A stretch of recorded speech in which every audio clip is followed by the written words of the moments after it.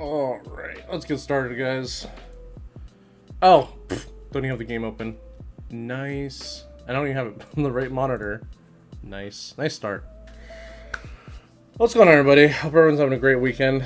I am going to be doing some speed GAC. I was busy doing some TW stuff because, you know, TW is very important. You guys should always do your TW first. And I kind of overslept today. I don't know why, but, like, I had almost like a 12-hour workday yesterday, right? And, you know, got up at 4, left the house at 5, got to work at 7, stayed till about 7, got home at 9, and, and Fridays are my long day. That's why I don't stream on Fridays. Fridays are just my long day unless, like, unless I work from home that day, or unless, like, you know, I have a shorter day or something, I have a shorter work schedule, but, when I have to go in the office, like, I just don't stream because I have to do so much driving. And so weird thing was, like, I got home, already had dinner,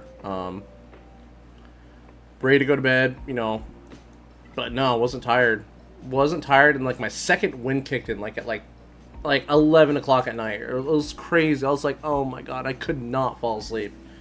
So I stayed up till about 2 or 3 in the morning, just trying to make myself tired. Like, I don't know, I was just watching movies or stuff. I just could not fall asleep. I hated it. I was like, yeah, my second wind kicked in, so that's why I slept in today. I was like, my sleep schedule's gonna be all screwed for Saturday.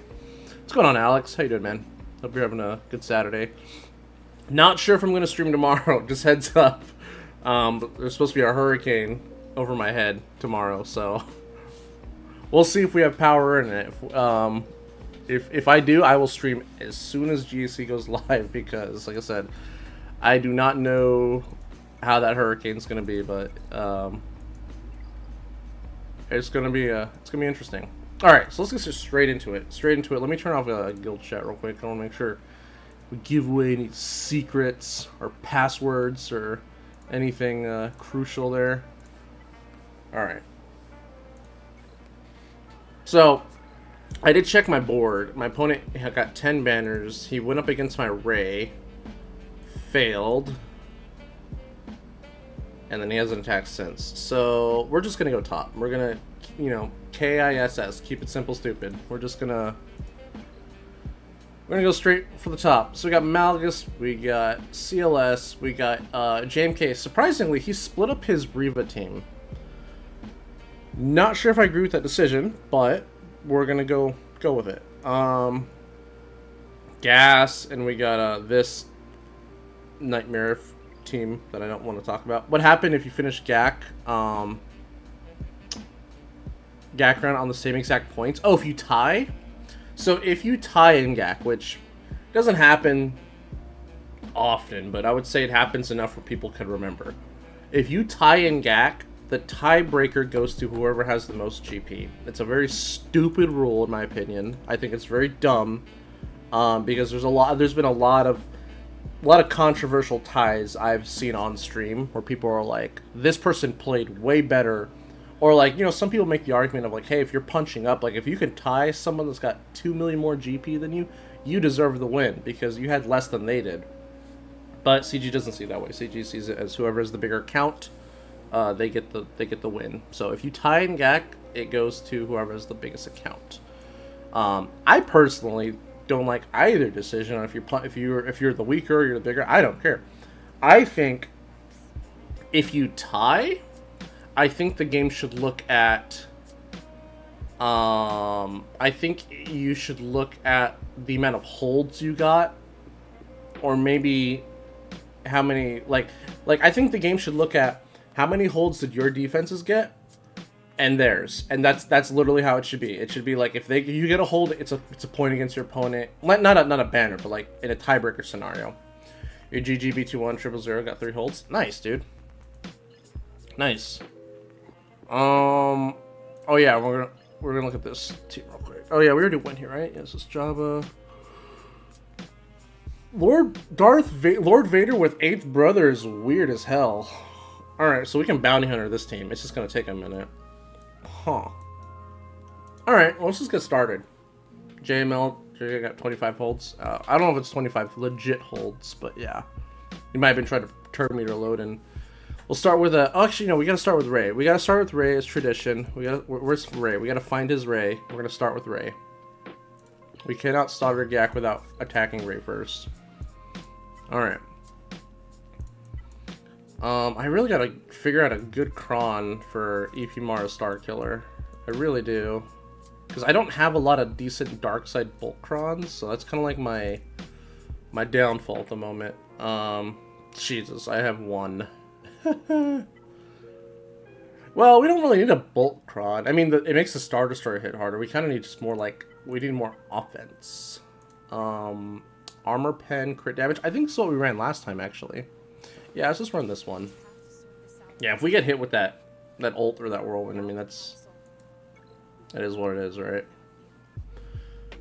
Jabba with grit is gonna be scary. Oh, with Chrysanthemum? Maybe. Maybe. I still think the Bolt Cron is better for the time being, but yeah, eventually, I think if the next set doesn't have anything good, then yes, that's where we're gonna probably transition to. More than likely. Okay. We don't have shock on Cal, which kind of sucks, which means our EP is going to take less turns. Oh, come on. There we go. That's fine. Let's get this crap off her. Oh, we got her into DI too. Cool. Alright, well, start working on Cal over there. Good old Cal Kestis. I don't know why I said it like that.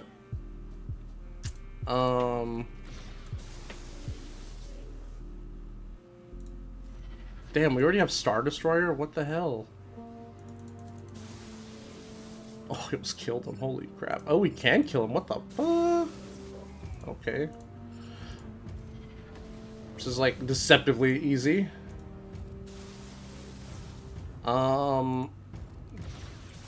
What is so stupid is I beat one of the teams, but he has GLs on each other team, so I couldn't beat any of them. He just beat one of mine, so we have 67. Oh, damn, that's unfortunate, man. I feel for that. Should we take this hit? Should we just take it? I think we're gonna take it today. I feel like we can catch airplanes today, guys. So let's take the hit. Let's take the hit. Yeah, we're good. We're good. I just need Starkiller to go before Ben. Oh god, we're gonna kill the whole team!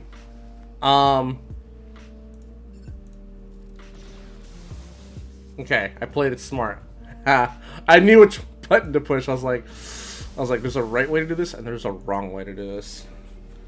Alright. There we go. Easy peasy, baby. Easy peasy. Lemon squeezy. Alright. Is the music too loud? No, I think it's fine. Okay. Okay, let's go up top now. We got his Ray. He couldn't beat mine. By default, we win. But we'll still play it out. Alright, so let's do Aiden. I love this counter. I think it's great. Let's check the Wookiee Cron, though. It is stun on base, stun on special, which I think is really good. I think it's really good. But Aiden says, we don't care. I hope you guys have your cameras ready, because this is a very rare opportunity. We use 2 Gakomis back to back. We almost don't use them, period. Alright, let's see. What do we want here? Probably just crit damage. Yeah, this is fine. We don't need... We're not going to take damage. Like, we don't need a Bolt Cron. We're good here. We're good. But I am so far behind on Conquest. I haven't red boxed yet. I've farmed like 3 crons. I'm basically just doing the TW stuff right now, and then I'll like next time it comes around, I'll try to do better. I'll try to get more crons. I really just want to kill him, but I know we gotta cleanse for full batters. We'll cleanse. Now we'll get the kill. All right, let's see if we can do Death Mark and call Aiden to assisting at the instant kill. That'd be really cool. Damn, I love when that happens, but we didn't get it this time. Unfortunate. And we also killed Luke early. We normally don't kill him this early. Oh no, we're gonna lose our banners, aren't we? Shit. Basic? Give me my protection back? We lost the banner. Damn. That's alright. Is the Grand Inquisitor event difficult? I'm working towards it, but I've heard you need good mods, and I just don't have. The Grand Inquisitor event is... So... It's difficult because the team sucks. There are guides out there for modding strats. I personally think if you just, instead of just doing the R5 minimum, if you just bump up to R7, I think it makes the event significantly easier. And you're going to need them R7 anyways to unlock Riva. So I wouldn't just take Inquisitors to 5. I would, if you have the time and the resources, I would suggest taking them to 7. It does make the event a little easier. But yes, you do need you need decent mods. I wouldn't say you need like insanely good mods. I just think you just need to have like the right primaries and be within the right ballpark speed of the guides that are out there. I don't think it's super mod intensive. It was really hard when it first came out. It was extremely difficult when it first came out because 8th brother and 7th sister, their kits were not functioning properly. So you were not able to debuff as many characters as you would think, and it was a nightmare because we also didn't know they were broken at the time because they were like brand new. Let's do a bolt cron here. Actually, do we need a bolt cron? Probably not. I don't have any, do I? I just have the one? No, I don't have. I have the one. I have the one.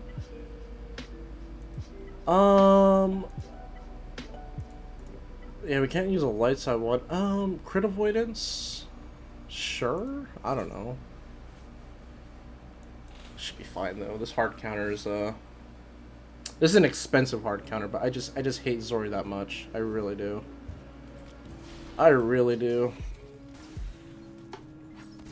Can I play oh my god. Well.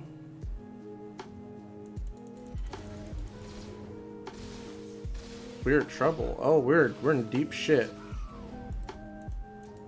Well.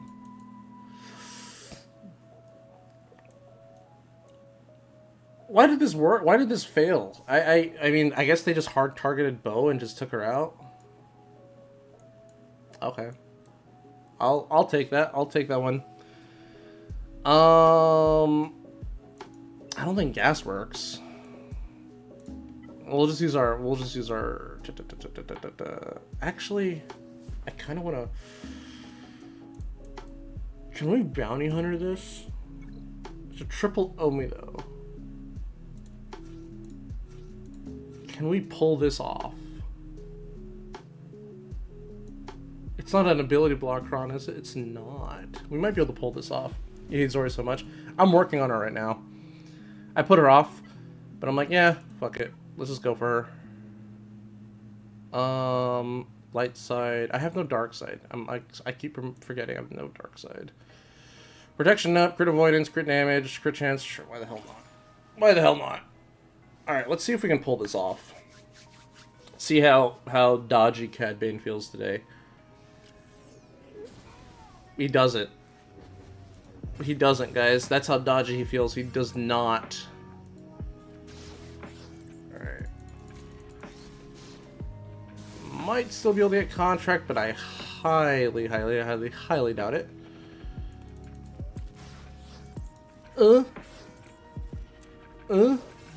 No. Please don't kill this man. Okay, that's okay.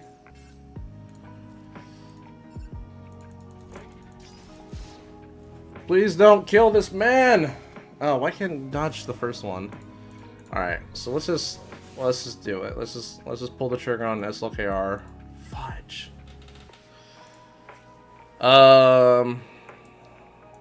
Yeah, let's just do it. Let's just do the team. This stupid expensive team here. Oh, you're not zombie. What the hell? I was like, zombie, you look so much better today. Well, not that much better, but alright. No cron needed. Poke first. Yep. Stun Talon. Or Marauder. Whatever. Oh, man. Stun? There we go. There's the Stun Talon. Poke. Pokey, pokey, pokey. But yeah, Conquest, I'm behind. I need to finish Conquest, like, today or tomorrow if I can. But I'm like, it sucks because I'm like, I'm trying to get, I might have to, I don't want to spend money, but I'm like, I know Double Drops is right around the corner. And I'm getting some, I've gotten 3 droid brains so far from Cantina, which is kind of cool. So we'll see what happens, I don't know. And I've got Nisa to 4-star, so it's kind of nice that she's kind of everywhere. I hope she's farmable, though. I have a feeling... excuse me. I have a feeling they're going to make Nisa farmable literally right when Double Drops ends. Which, I mean, it makes sense. It's fair. I get it.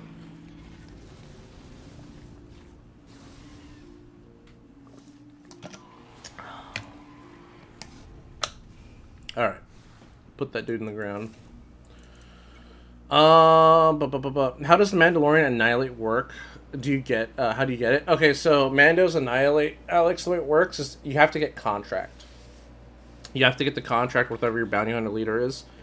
And then, Mando needs to have crit chance or crit damage as a buff in order to unlock the ability. So there's a couple of precursors to it.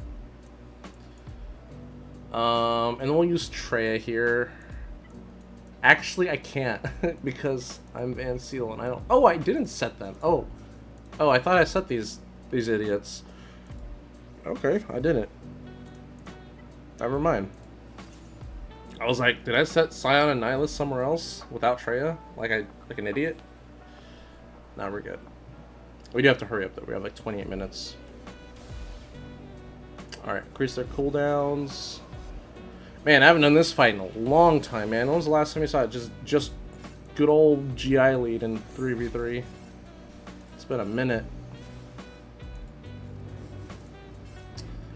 It has definitely been a minute. Alright, increase their cooldown some more.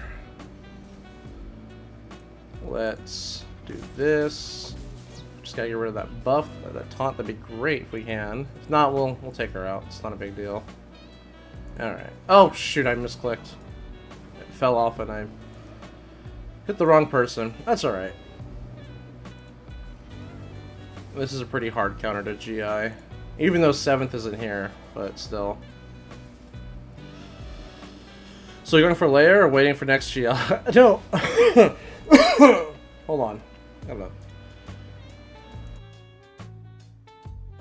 Sorry, excuse me. I am going for GL Leia. Yes, I'm going to try and go for her for sure. You know, I mean, mainly because she's going to be a huge raid character, and we've all seen the impact of, you know, Jabba being in the raids. Like, you need these characters to get gear, so. And I'm already halfway done with Leia's requirements anyways. Like, the only things I'm working on right now, I'm working on the R3 requirements, so, like, the Lobot, the 2 Ewoks. And then I just have to do the 4 marquees. And Rex is already gear 12. So I'm like, I feel like I have a pretty healthy head start on Leia. I hope I don't drop any money. I'd assume the last marquee you're gonna have to spend on. What's up, cowboy? Let's go, man. I'd assume the last GL you probably have to spend money on, but I'm like, if it's just, I mean, not one GL, the last marquee. The last marquee you probably have to spend money on. So we'll see. We'll see. I mean, the thing is, I'm also broke on Zetas. Like I'm just broke everywhere right now. Like, let me show you my roster. I'm just working on like a million things right now, like everyone else. You know, I'm nothing special, but like I have Rex done because I was slow whaling Rex all last GAC. I was like all my GAC crystals I got last season, which I did really well last season. I just threw at Rex. I got him to about, I want to say he was 10 or like 15 out of 100 when he became farmable, so I was able to finish him real quick once he became farmable. And I still slow wheeled on him a little bit because I just wanted to get him done, and then once I saw that like you need him to get the droid brains, I was like, yeah, I'll finish him off. He had 20 shards left, so I finished him off real quick. But I'm working on all of this right now, and I'm just broke on everything. I'm taking Saw to 12. Marin is probably gonna sit at 12 for a minute. Just I don't think I can afford to take her to relics at the moment.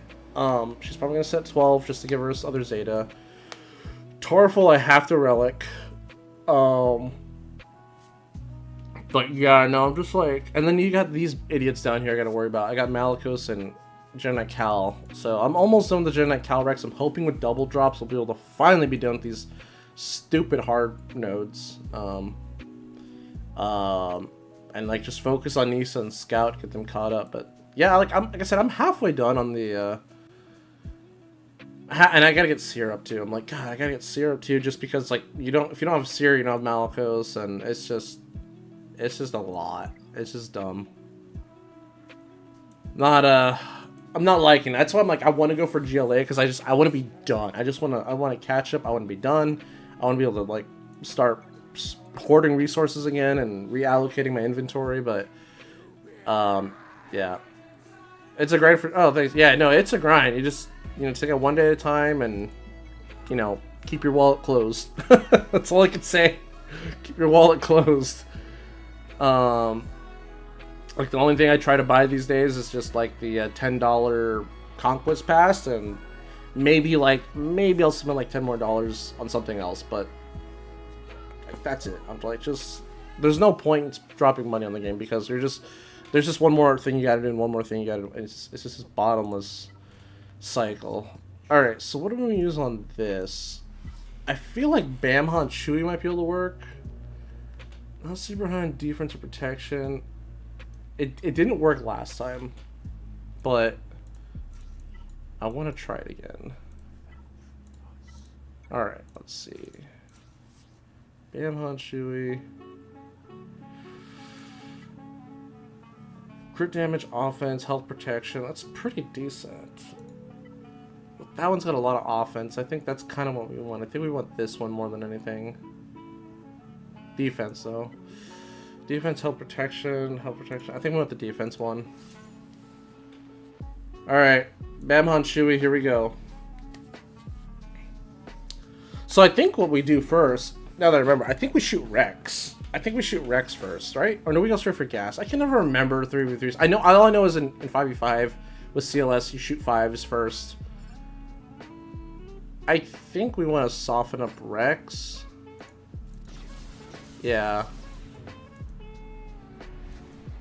Days on Chewy sucks. Stun? No. Damn. Yeah, Chewy is the one person you want days. He's got all that beautiful tenacity. Oh my god, we're not making a dent on this team. Son of a gun. It's because Chewy's not attacking. Oh, please don't die. Please don't die. Alright, there's that cleanse. Assist. Thank you, Chewy.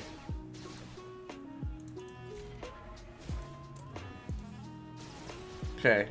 Just don't screw with my Chewy. Alright, there we go. We gotta kill Rex 2 times. So, let's go into birds. There's one. Oh, come on. Alright, maybe we can get him to sit back down immediately. Yep. Cool. Oh, jeez. Come on. Just die. No days, no days. No whammies, no whammies, no whammies. Alright. Looking like we got the dub. Let's keep that on Han.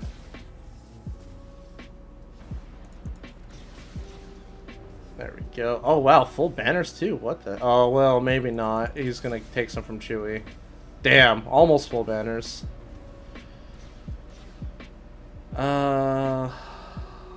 Basic? Alright, cool. Is getting the first crate in hard quest possible without a GL? If so, what's the best team to use? It depends on the conquest. You just hit 4 mil, but have to wait to get Watt shards. Kind of screwed up with that. It depends. It depends on it depends on your roster and the conquest, what the conquest is asking. But yes, it is possible to get the first crate, 100%. Yeah, CLS is a big conquest winner for low. Yeah, CLS for sure. Yeah, CLS is a big one. I shoot and stun Rex first always. Oh, what's up, Wolverine? How's it going, man? 5s and 5s, 3s is Rex. Yeah. All right. Let's watch my my 501st lose. Let's see.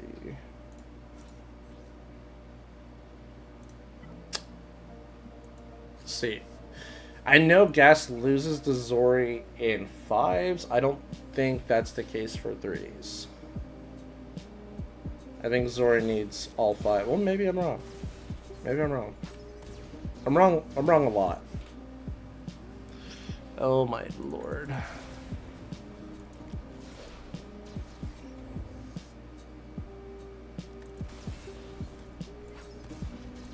Well, there's that.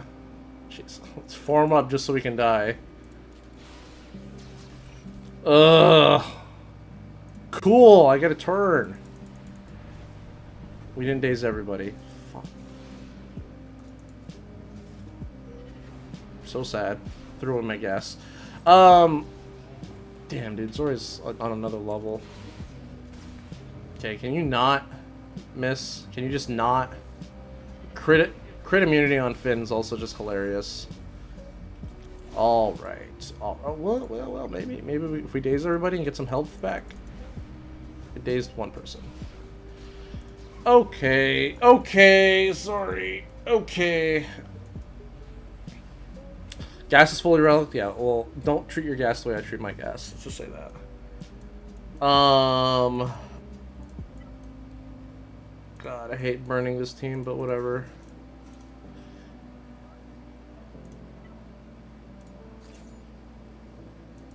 Alright. Pretty pumped for Ahsoka. If those of you aren't aware, they did move up the release time for Ahsoka. It was originally scheduled for midnight like they typically do with their shows, but they moved it to 6 p.m. Pacific, I believe. So, or 9 p.m. Eastern, whatever it is. Oh, thank goodness. God. Jedi Knight Revan, Jedi Knight Luke is like the answer to like 50% of my problems, I feel like. So keep doing this. Get that buff immunity on there. That's beautiful.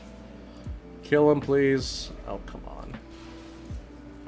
So Wolverine, if you're still around, man, how are things going with the writer's strike? I've been following it a little bit closer lately, but it seems like every time people say they're about to make progress on a resolution, like, I don't see any ground being made. Do you have any insider info on what the hell is going on and whether or not we're gonna get... the real reason I'm asking is, one, I hope you're okay with your well-being, and I hope you know. 'Cause I mean, I technically am a writer, but I'm not like a creative writer. I went to, I did journalism and PR, so, like, I feel like that's the next thing that's going to be hit, you know what I mean, for sure, if it's not already being hit by AI. But I'm really concerned about Bad Batch Season 3. Like, am I going to get my Bad Batch Season 3? I know how much you hate the Bad Batch, but I really like the show. I really do. Or at least the good episodes. What is this fleet? Alright. Alright, I guess we can do some easy stuff. Easy stuff. You... Bomber, you... That's probably it. We'll throw a shuttle just in case. Bad Batch Season 3 may never... Don't you say that! Don't you say that, man! Oh, that cuts. That cuts deep. It may never be... And I know you're being... And here's the thing. I know you're saying that because you want to get a reaction out of me, which you did. And I know you're also telling the truth. So...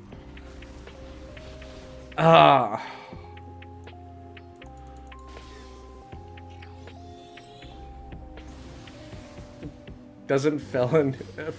I keep reading it as felony. Doesn't Filoni write himself? I don't know. Disney shut down the VFX studio that was responsible for Clone Wars, Rebels, and Bad Batch. Oh, Jesus God. It's okay. It's okay. It's okay.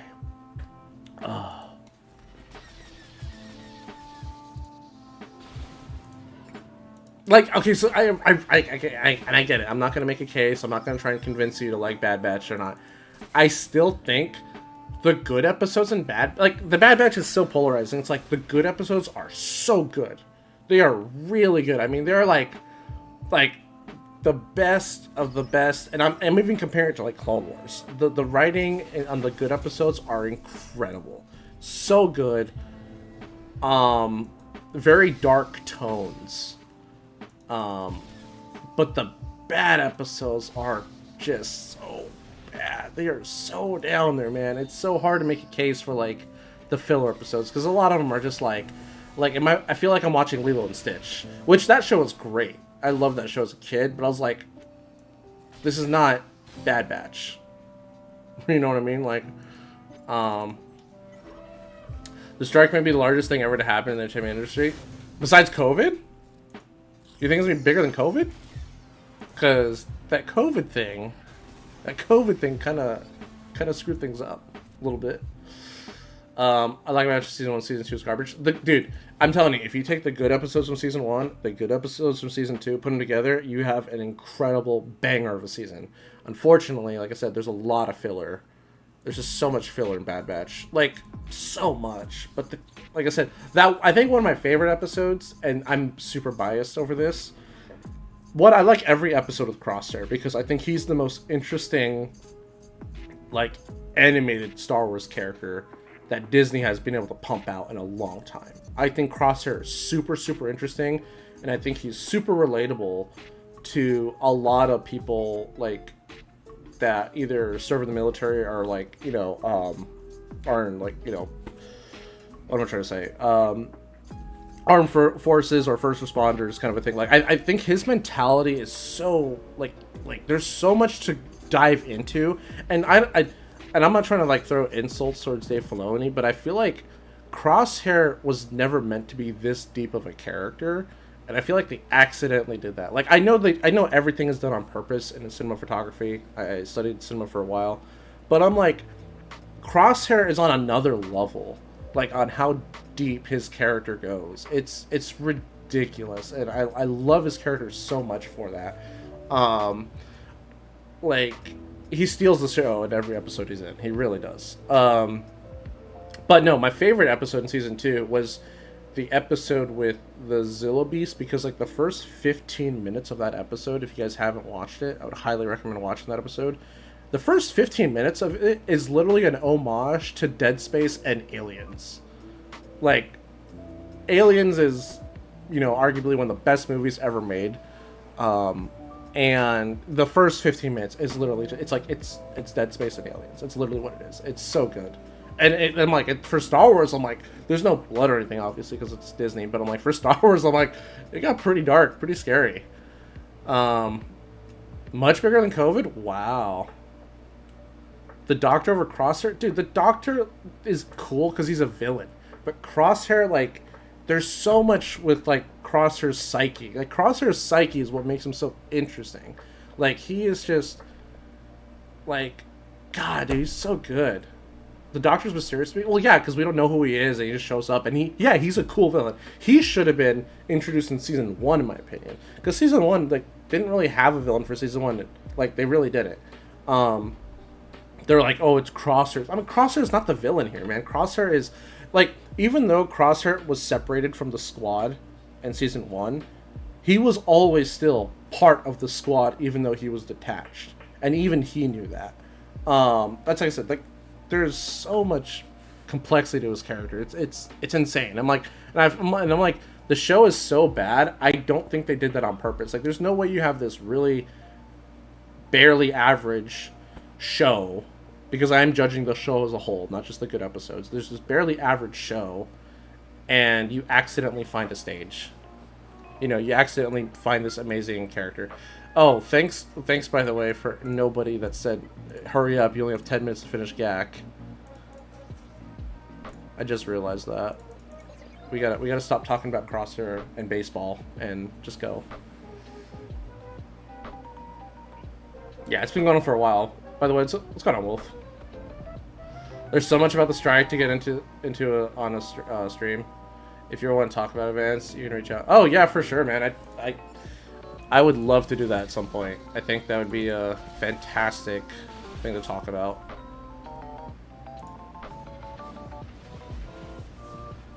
Yeah, because like I said, I've been following it a lot more closely because I'm like, I saw Oppenheimer. I haven't seen Barbie. Probably won't see it until it's like on the streaming service. But I'm like, yeah, there's not gonna be any movies to see for a while.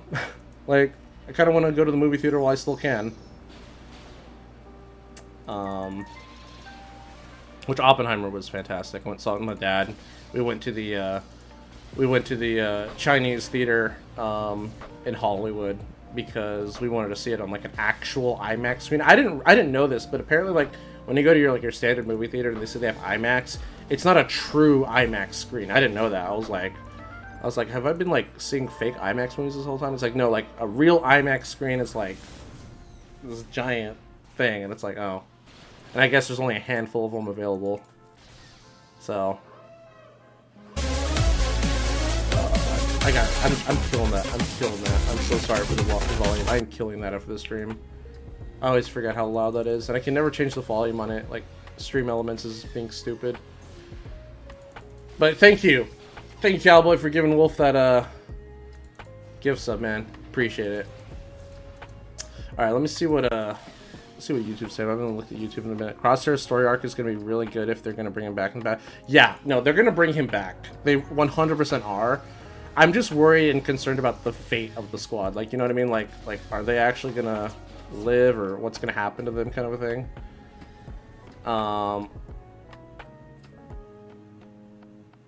But yeah. Proving Grounds is a complete shit show. Oh, 100%. It's a terrible game mode. I mean, the idea is good, but the difficulty is like, did they hire like the Elden Ring devs just to set the difficulty for Proving Ground? Like what happened there? Dead. Oh shit, we killed the wrong one. Is it this one? It is that one. Okay. There we go. But more and more areas are joining, banding together, and studios aren't budget. Yeah, that's kind of what I've seen, because all the articles and interviews I've seen, like, people are like, yeah, we're organizing here, we're gonna protest here, we're gonna be out on Hollywood Boulevard this day, we're gonna do this, but then like there's nothing from studios, and I'm just like, that's not a good sign. Like that's not something you want to hear or see. I think it's, I didn't watch, like, because you know me, Wolverine, I don't want to really watch the Marvel stuff anymore, unless it's something you work on. But I didn't watch Secret Invasion at all, and people were telling me like, yeah, good job, you saved yourself like 8 hours of pain. I'm like, oh, cool. But I heard like the opening credits was artwork generated by AI. Yeah, it was loud. Yeah, no, I'm gonna kill it after this stream.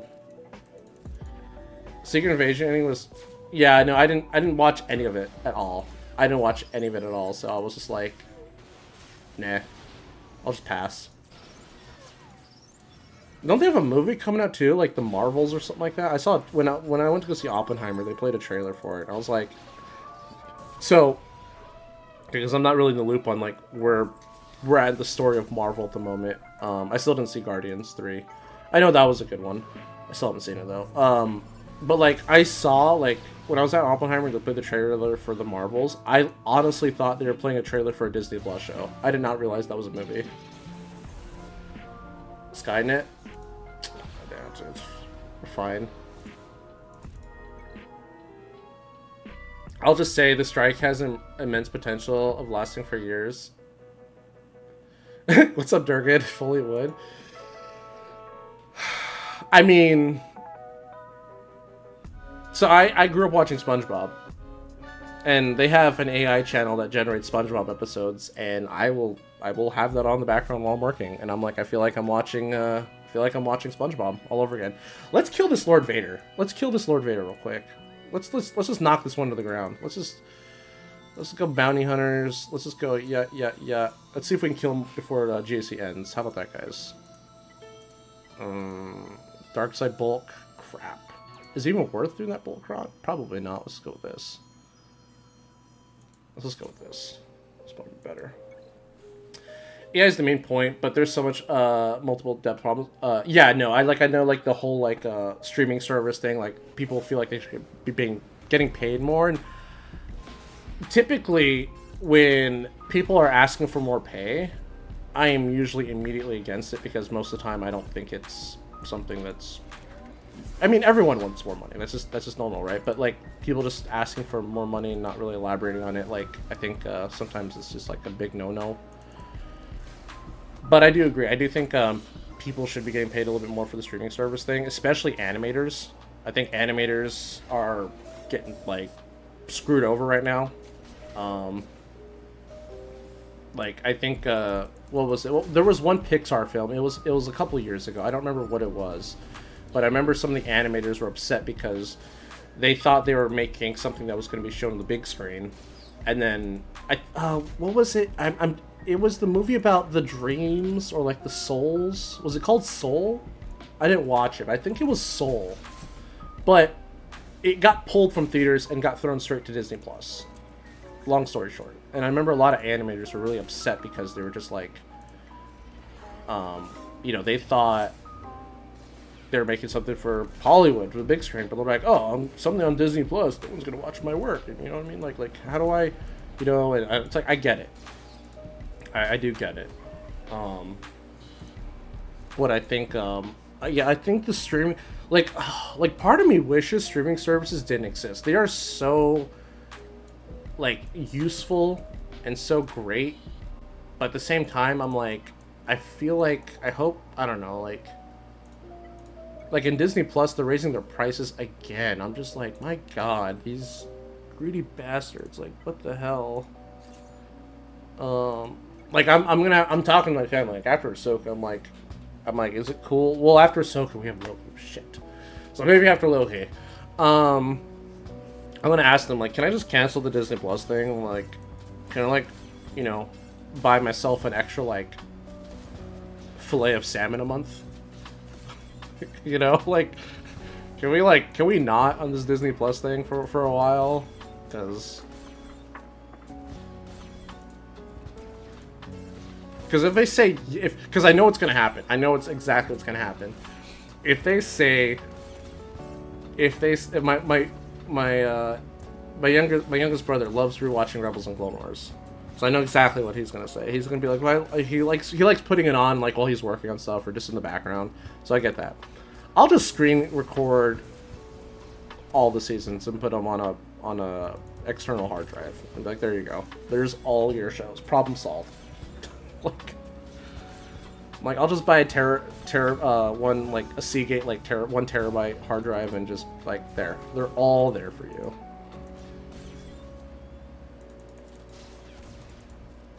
Man, we cannot get Bushi out of here.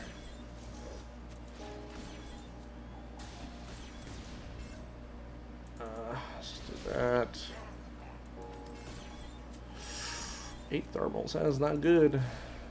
It's not good, sir. No, don't go after him. Don't go after him. Do not go after him. Stop. They have contract. Kill Boosh! I hate how this team doesn't have a dispel. It's so dumb. So freaking dumb how they don't have a dispel.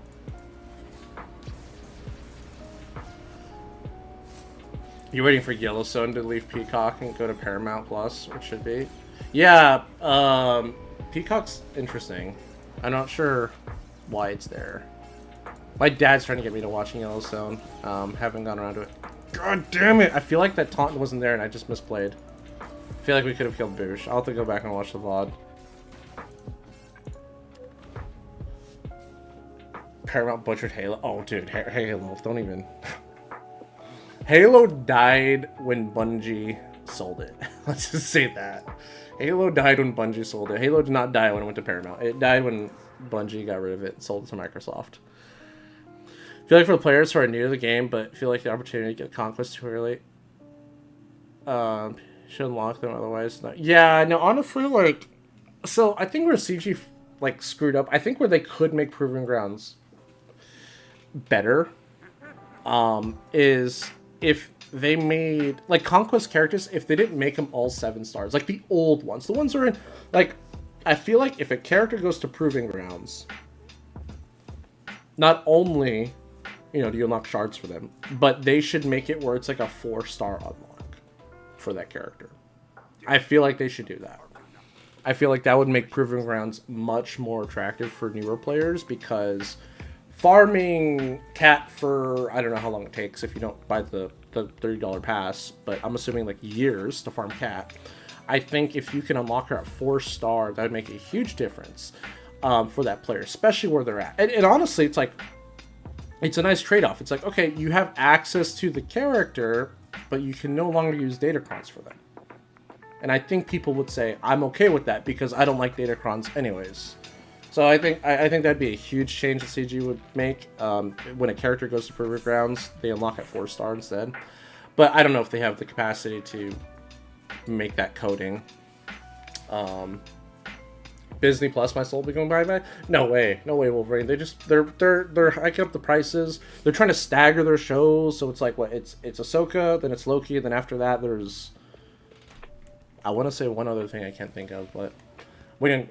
You also, Bungie holds a placement because of Halo and now Destiny. Die Hard. I played Destiny 1. I didn't get Destiny 2, but yeah, I know Bungie was like, man, cream of the crop back in the day. Cream of the crop. Paramount got all Sheridan shows and kills. But yeah. Tulsa King is awesome. I haven't seen it yet. Yeah, I don't have Paramount Plus. You're not gonna Twisted Metal for those I've seen.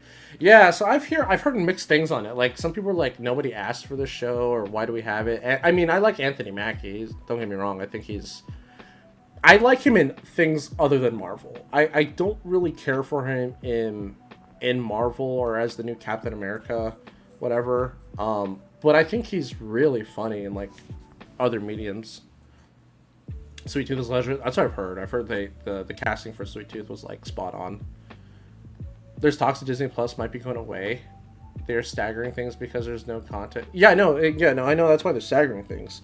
I mean, well, so that was their first like big like mess up, like fuck up with Disney Plus was like, I said messed up, and then I said fucked up after, and like, but normally you do it the other way to like try to like censor yourself, but I did backwards because I do everything backwards. Like, they released The Mandalorian, right?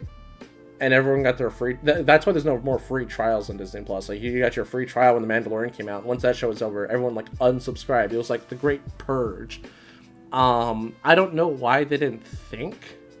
Like that was gonna happen. Like if I was launching Disney Plus, the first thing I would do was try to grab all the analytics, all the statistics from like the Google Play Store, the Apple Store, YouTube, anywhere you can digitally buy movies, and see what the metrics are on your Disney product, right? Because you're about to release your product, the same product, you might as well see, well, you know, like, how are people consuming it? Like, how often are people watching or buying this stuff? Nobody's watching the old Disney films. I mean, maybe people might watch it once. I mean, and I'll say this, I will admit, like, I have watched, probably out of all the old, like, 90s and before Disney movie cartoons, like, you know, the golden age, the golden era, I think I've watched Hunchback probably like a dozen times. Hunchback is probably one of my favorite Disney cartoon movies. It was my favorite growing up. So it's a little like, you know, nostalgic and special for me. But also because the Hunchback deals with a lot of like dark, realistic issues. I mean, it's not like your typical like, you know, fairy tale Disney film. But the Hunchback deals with a lot of like, and you know, religion's in there, which you know, I'm a big fan of religion. So it's like, you know, for me, I love the Hunchback. I think the Hunchback is great. I hate the second one. The second one's so stupid, but it is a traditional sequel by just existing because there's a first film. What's up, Rebel? But yeah, no, I don't know why they did that. Like after they had their big old purge, like it was like, what are you doing? I remember when I just bought the complete series DVD Blu-rays, and now it's almost a waste to unless you really don't want to worthwhile streaming. Well, I mean, so here's the thing: DVDs I think are completely irrelevant, but for whatever reason, there is a niche like group of people that like collect Blu-rays. I don't know what it is, but like they go out and they go to their Best Buy and they buy that $35 like ultra 4K Blu-ray perfect, like some people really like that. And I'm like, okay, I don't know why. Maybe it's because maybe the quality is better than a streaming service, probably. But I know a lot of people are into collecting Blu-rays. I think that's actually kind of cool. It's almost like, collecting like vinyls and stuff like that, but it's like more modern, I guess. I don't know.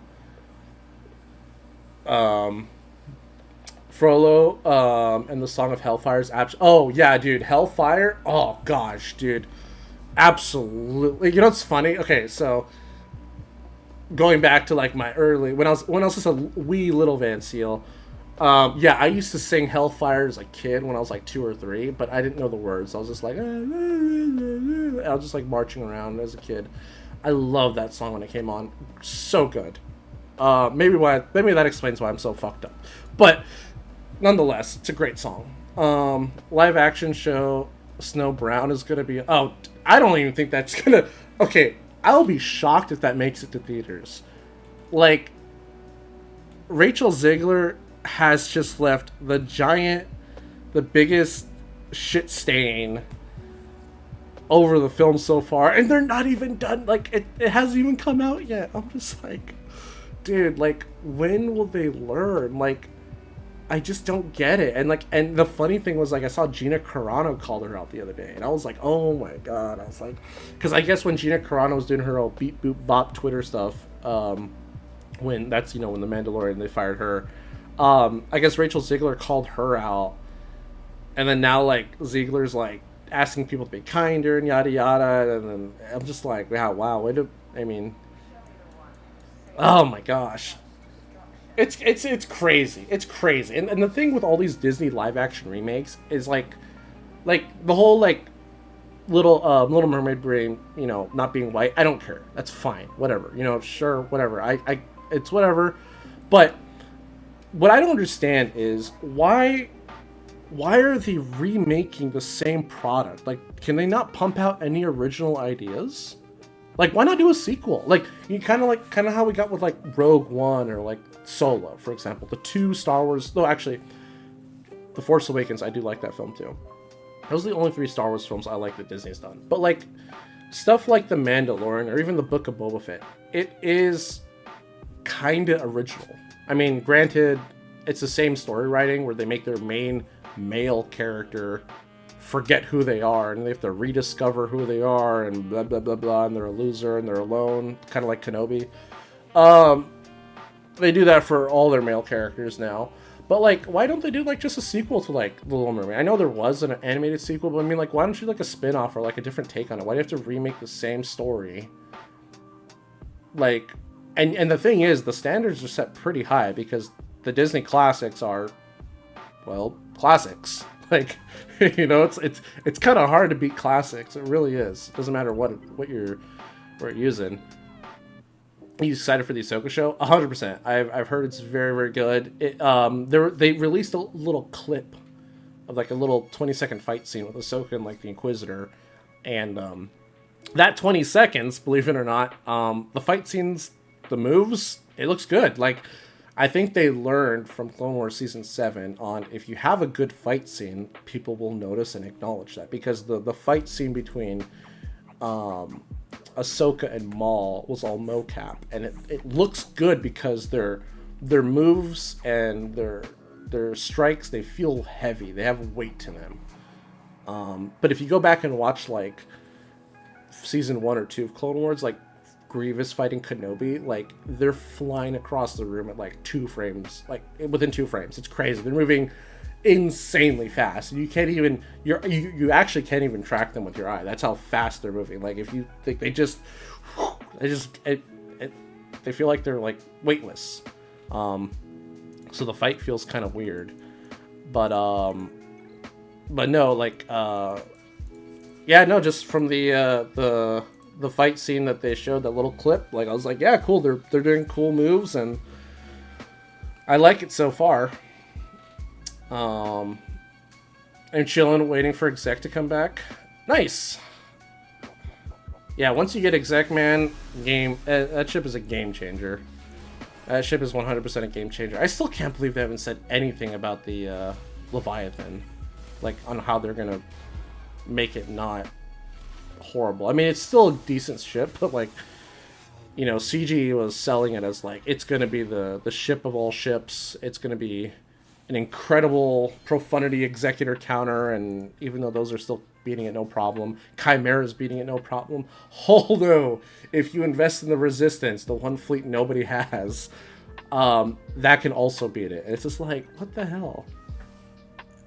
Have to get going, man, but yeah, feel free to reach out. Yeah, 100% Wolverine. Have a good one, man. I'll definitely reach out to you for sure. We'll set something up and we'll get talking. But, yeah, no, I still can't believe they haven't said anything about Leviathan. I'm just like, what the heck are you guys doing? What are you doing? And we don't even have Drogon yet. I'm like, what's going on with that guy? You know, they released his, we need him as an R7, but it's like, they haven't even dropped him yet. Really random. Did you ever watch Rings of Power? I haven't gotten around to it yet. One of my brothers is trying to get me to watch it. I didn't really care about the backlash from it so much, but I have not watched Rings of Power. My brother, he's a big Lord of the Rings fan. He was telling me he really liked it. He thought it was pretty cool. You know, he doesn't think it adds a whole lot to the movies, but he just says, like, you know, if you like Lord of the Rings, then it's cool. I'll probably get around to watching it at some point. Probably, let's see. I'm trying to think when, like, my schedule could open up a little bit more. I could probably start watching in a few weeks. Probably once Ahsoka's done, I'll probably get into it. But I love Peter Jackson's films. Like, I haven't read the books. I think, no, actually, I read one book. I think I read The Fellowship. That's it. I read The Fellowship a long time ago, but no, Peter Jackson's films are, God, they hold up so well. And it's so sad to see CG make a Galaxy of Heroes version of, you know, Lord of the Rings, and that game is trash. You think they're gonna try stepping, set up Drogon's kit to fit Leia? Yeah, so my prediction for Drogon is I think Drogon is going to be the Boosh of the squad, if that makes sense. I think he's going to be like, he's going to be a rebel. You can put him with other rebel leaders, but it's like his true home is going to be with Leia. So I think, yeah, like he's going to be how Boosh is to Jabba for Leia, pretty much. And I think R2 is also going to be on the squad. Because Leia, like, they haven't released her kit, but all the little, like, you know, snippets and like little sneak peeks they've given us, they make it sound like Leia is this team where they just want to stand there and take damage. They're just like, come and hit me, and then we're just gonna charge up and retaliate super hard. And that's why I'm thinking R2, because R2 really is like the definition of a support unit. You know what I mean? Like, he's not there to do really much damage at all. He's there just to exist and stealth your team. So I think now the interesting thing will be if Drogon is a tank. If Drogon is a tank, then yes, because as of right now, I don't know who the tank is for Leia. I really don't. I have no idea who the tank's going to be. All I know is R2 and Drogon are definitely going to be part of the team. Maybe on Chewie. I know for a fact 3PO is not going to be there because translation doesn't work. Because they said Leia's kit cooldowns cannot be like reduced or increased. So that makes pretty much 3PO useless with translation. You enjoyed it for what it was. It doesn't compare to the trilogy because those are masterpieces. It's quite hard to beat them. Yeah, it is. And The Hobbit, like going back to Lord of the Rings, like earlier in the year, I rewatched The Hobbit trilogy. So, like, okay, my biggest, like, there's a lot of things I could say about The Hobbit I just wasn't, like, a fan of. But, like, the one thing was, like, the runtime on the films. I was like, why did it have to be a trilogy? I get why, because it's like, you know, make more money and trilogy. But even like the extended versions of The Hobbit, I'm just like I feel like you could have told the entire trilogy in like part 1, part 2. Like, I don't know. I feel like for what it was, The Hobbit really didn't need to be 3 films. I feel like part 1, part 2, and it would have been fine. But yeah, that is kind of weird to have a part 1, part 2, and then a trilogy to follow, I guess. I don't know. They just did another trilogy because they're just like another film. You love the Battle of 5 Armies? Yeah, I like that one too. I really do enjoy that one. I think that's when you get all the exposition and everything happening. Like that's the whole build up. But I just feel like there's a lot of things that you could just take out. And I get it. They want to make sure they include the stuff from the books, but I don't think it needed to be 3 movies. I really don't. And they're so much shorter too compared to the original trilogy. That's why I was like, if you're trying to make longer films, just take out a movie and, you know, add an hour here, add an hour there, and you got a part 1, part 2.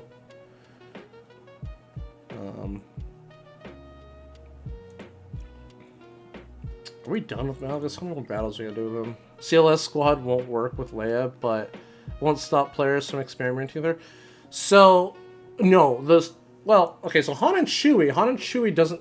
Here's the thing, Han and Chewie.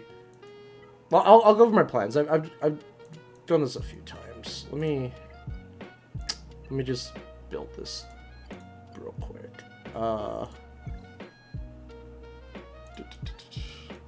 Here's my plans for CLS, because I really want to break this team up. And this, I would consider myself an endgame player, so this is definitely not for everybody.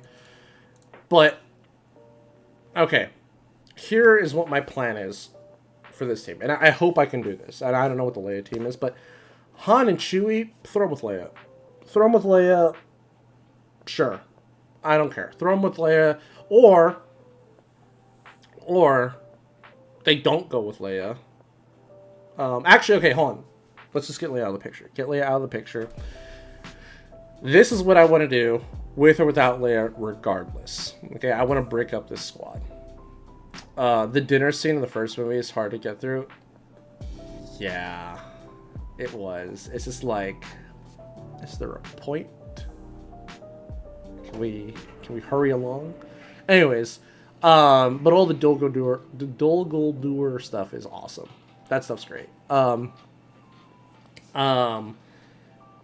So with CLS, okay, if you guys ever look at CLS's lead, it's not much of a lead. It's a very old lead. It's very minimal compared to the paragraphs we get nowadays. 50% counter chance, 50% defense, 15% offense. When they resist the debuff, they get 5% TM. Not much. Not much. Your average marquee lead has way more than that. I'm not saying this is a bad lead. I'm just saying there's not much to work with. So by removing his lead, I'm just trying to say you're not losing a whole lot from these characters. So Han and Chewie, I either want to put them with Leia, or, you know, if you're not getting Leia, I want to put Han and Chewie back with Dash. I think Han Chewie Dash is very good. I think it's very good in 3s. It's very good in 5s. I think it's great. Han Chewie Dash, that's what I want to do. 3PO. I really, really want to put 3PO with Ewoks with Nisa. I want to do, what's it? Chirpa, Wicket, Nisa, 3PO. And the 5th will either be Paploo or Logray. I'm not an Ewok expert, so I'll have to ask someone like Ewok Scout or someone like that to see who's better, Paploo or Logray's a 5th. But I really want to put 3PO with Ewoks. I think that's actually, I think it's so good, just because you have to remember, what's it called? This dude has like 5 uniques. I always forget. It's insane how many uniques he has. But you're only getting the Rebel, which is right here. You're only getting this for your CLS team, which is a little bit of potency in the expose. But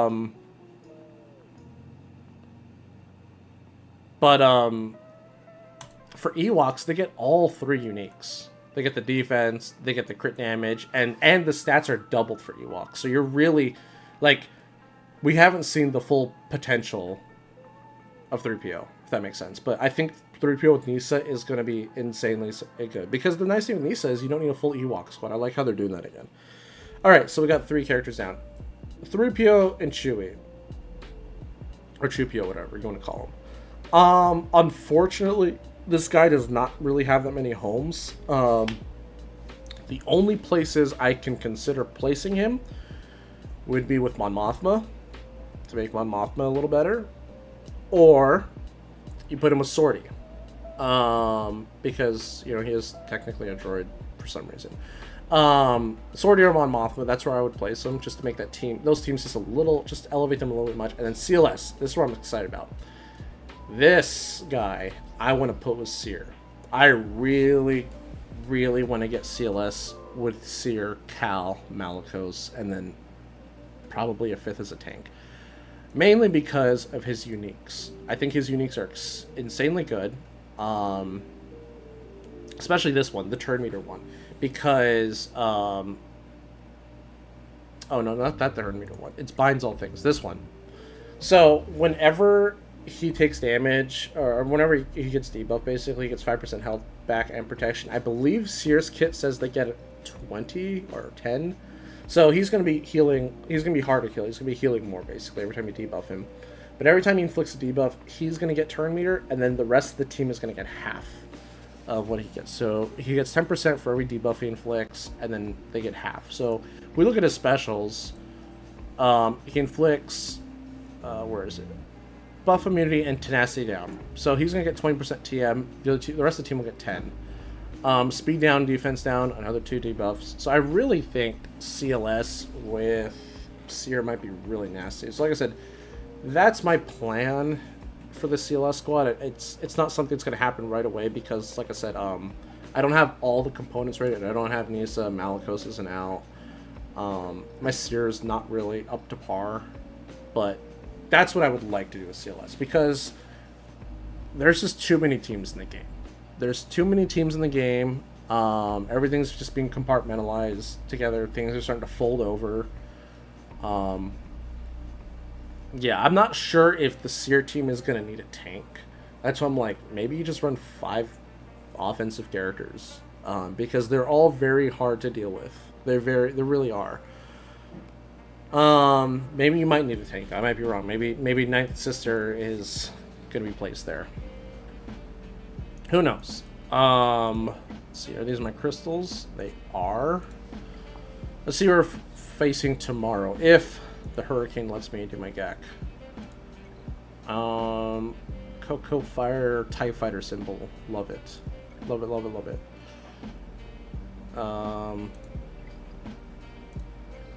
Who's guild? Mythosaurs. Shadowlands. Okay.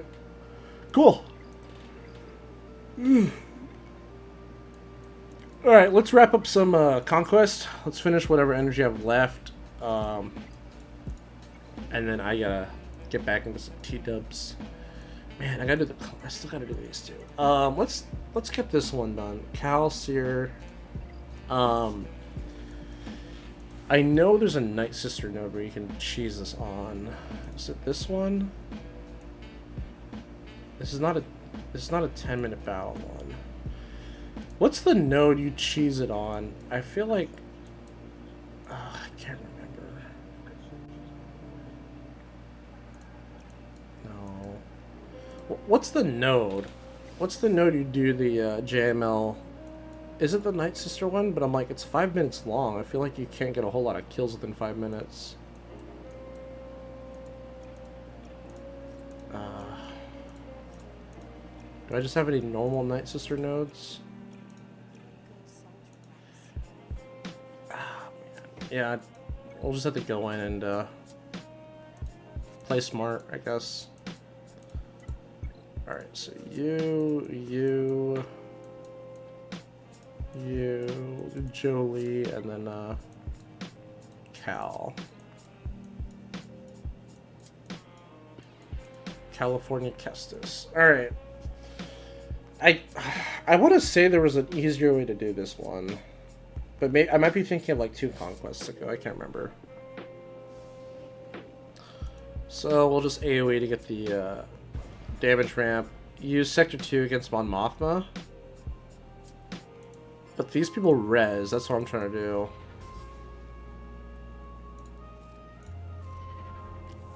Because I remember there was a way where I got like 17 or like 20 per encounter. You get a lot of revives? Okay. Oh, is it with Cara Dune? Is it with Cara Dune? Is that what it is? It's not revive enough? Yeah, that's what I'm like trying to remember. I feel like there was a node that was better. I'll try that one after this. I'm gonna have to probably restart the game because at the Bad Batch bug I can hear it. I still hear Tech or Echo's what's it called? Ability. You need zombie big time? That's what it was. So I might be thinking of like 2 conquests ago then.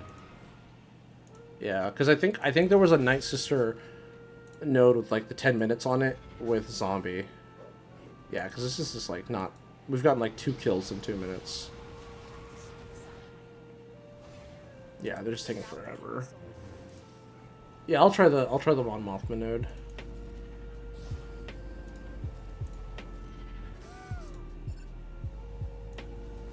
Yeah, it's just taking forever. So I was like, am I doing something wrong? The Bad Batch. What's up, Tico?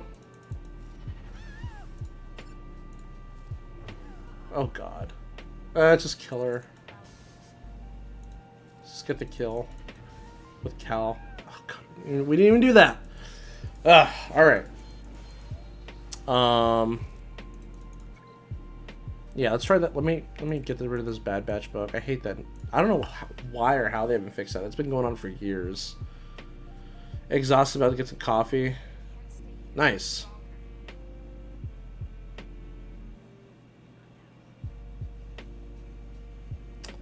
Yeah, I need to get some lunch or something like that hereafter. I don't know what I'm gonna make. Probably I kind of want to go to the market and buy some more salmon fillets. Wait, I did the raid, right? Like, I'm good on the raid? I can't remember. Yeah, no, I'm good on the raid. Make sure to keep Shirt alive. Put buffs on SRP. Oh, it's SRP, not carded. Okay. Good to know, good to know. Okay, yeah, let's go ahead and try that out now. Thanks for the tip. Sector 2.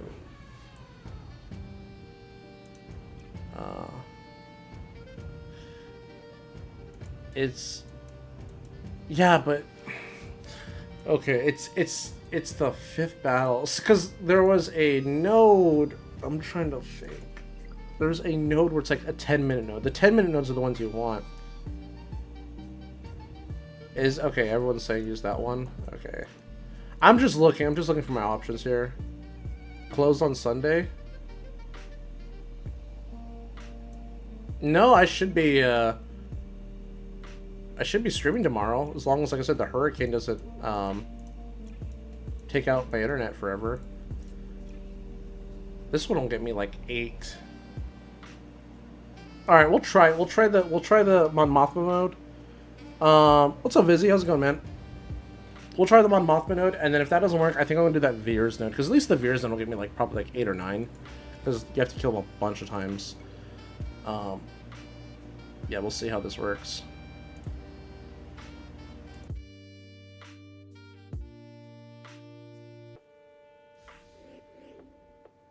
Excuse me. Alright.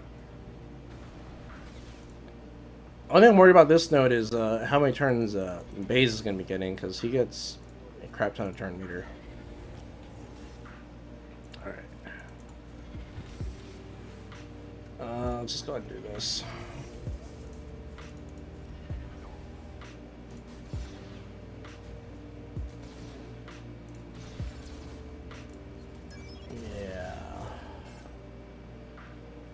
Yeah, this might be a problem with Shock T being here. I don't want him to dispel his taunts. Actually, let's get rid of the taunt, but he'll still stay buffed. Okay. Yep, Zombie the Sector final boss, so Conquest 2. Yeah. Yeah, that's what it was. Okay, because I remember that one. Like, you can get like 20 plus a run. It was nuts. Let's hit Chirrut once. Just a ramp. Because I do have a Deadly Catalyst activated right now, and I have a lot of Steadfast turn meter, but I don't have any of the offense ramping, which sucks. So now we just go after SRP. But yeah, I do see how this one is a little bit more effective. What's this basic? Give me your taunt. And some Cal.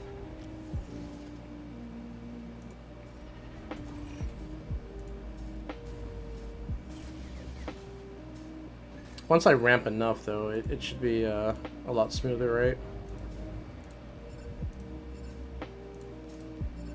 Let's just call Cal over here. Yeah, we're hitting way harder now. Still haven't killed SRP once. Let's hit Chirrut over here, ramp a little bit. Oh yeah, what's up, Azura? Fudge. Yeah, maybe I'm gonna have to drop shock for somebody else.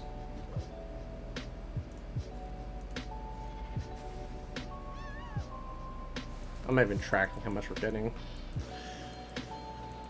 Let's take a look. We were at 3 before we did the Night Sister one. I think the Night Sister one we only got like 2 or 3, so let's see how much we got there. Yeah, so we probably got like 6, 7. Yeah, I'll try that one again. I want to drop shock for somebody else because yeah, her dispelling all the buffs is not good. Oh, oops.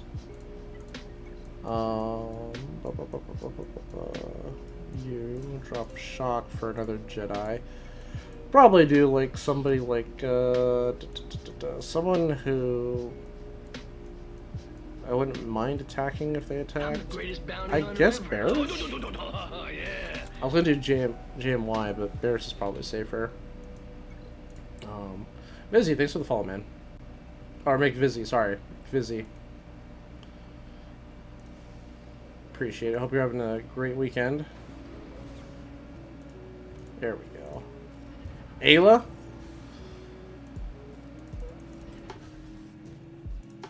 Yeah, but I don't want Ayla getting called to assist, though.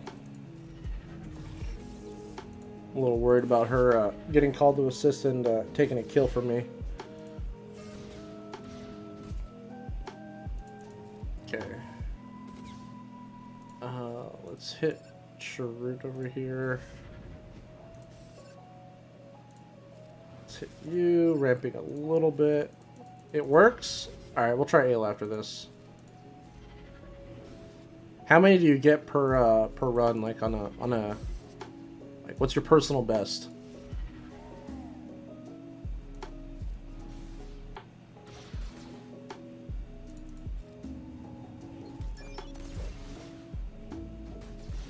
$18 to $15? That's not bad. Oh shit. I didn't think I was gonna kill.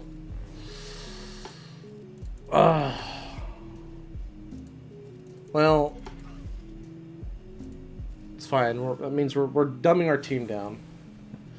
Yeah, trying to climb in GAC ranks should be in Chromium whenever the season's over. Very nice, man. Yeah, it's crazy how like the squish keeps pushing people further and further down, making it harder and harder to climb. It's crazy. Yeah, I just got back into Kyber 1. And I'm like, man, I kind of miss Kyber 2. I'm not gonna lie, man. Kyber 1's crazy. Kind of miss Kyber 2. I mean, the crystals aren't that much of a difference, in my opinion.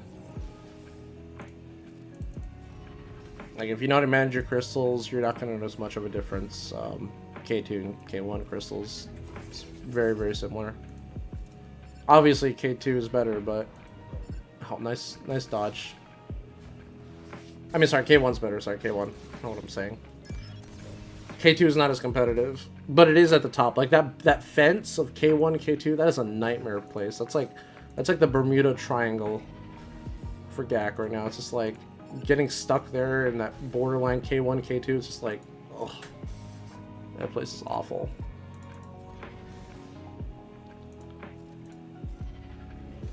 Alright, come on.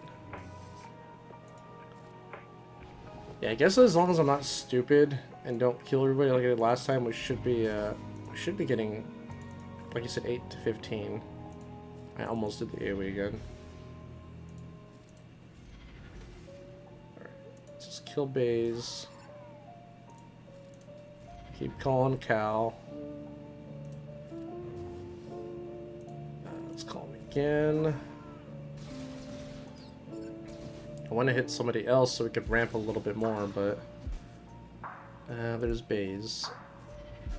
Alright. Actually, we can do this. Yeah, on JML's turns, I'll hit another character instead. Let's just keep using basics.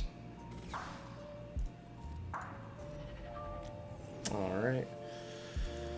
But yeah, as anybody excited for Malicos? I'm hearing a lot of like, it's either you're not or you are. Like, no one's really, like, there's not an overwhelming consensus on him right now. Because I feel like everyone's like, well, if you don't have Seer, what's the point? I'm like, yeah, that's kind of true. If you don't have the Seer squad, you're kind of boned on him, I guess, right? I mean, I know some people are saying they want to run him with LV. I personally don't think it's going to make much of a difference on the LV squad. Maybe based on how many Omis you add on him, because I know there's a couple Omis that are pretty cool that will work outside of a Seer team. Why Barris a J-Melt? Just because she does like low damage. Because in case I don't have the coin ready, I want to have somebody that has a special ability like right now that does nothing. You know what I mean? Like I don't want to accidentally screw up my kills. Or like right here, like she does low damage. All right, let's see if we can kill Biston here. That'd be great. Nope. Yeah, now we should be killing people pretty quick. Now we're gonna get all of our points, I think. At least we should be. Let's go here. Another one. Oof! Almost messed that one up. Yeah, we'll just ult. Because I don't want to kill anybody. True, only have C and GLs farming exactly right now. Have Malchus and most of his ships. Should I go for Leviathan after Executor, you think? If you have access to R9s, I would say go for Leviathan. I feel like Profundity. Well, okay, hold on. Profundity is a little bit. I don't say better, but I think there's a little bit more value in Profundity now because Phoenix are good. So when you go after your Hera, you know, and you get your Phoenix ships up for oh damn. See, now we're at this point where we're just like crap.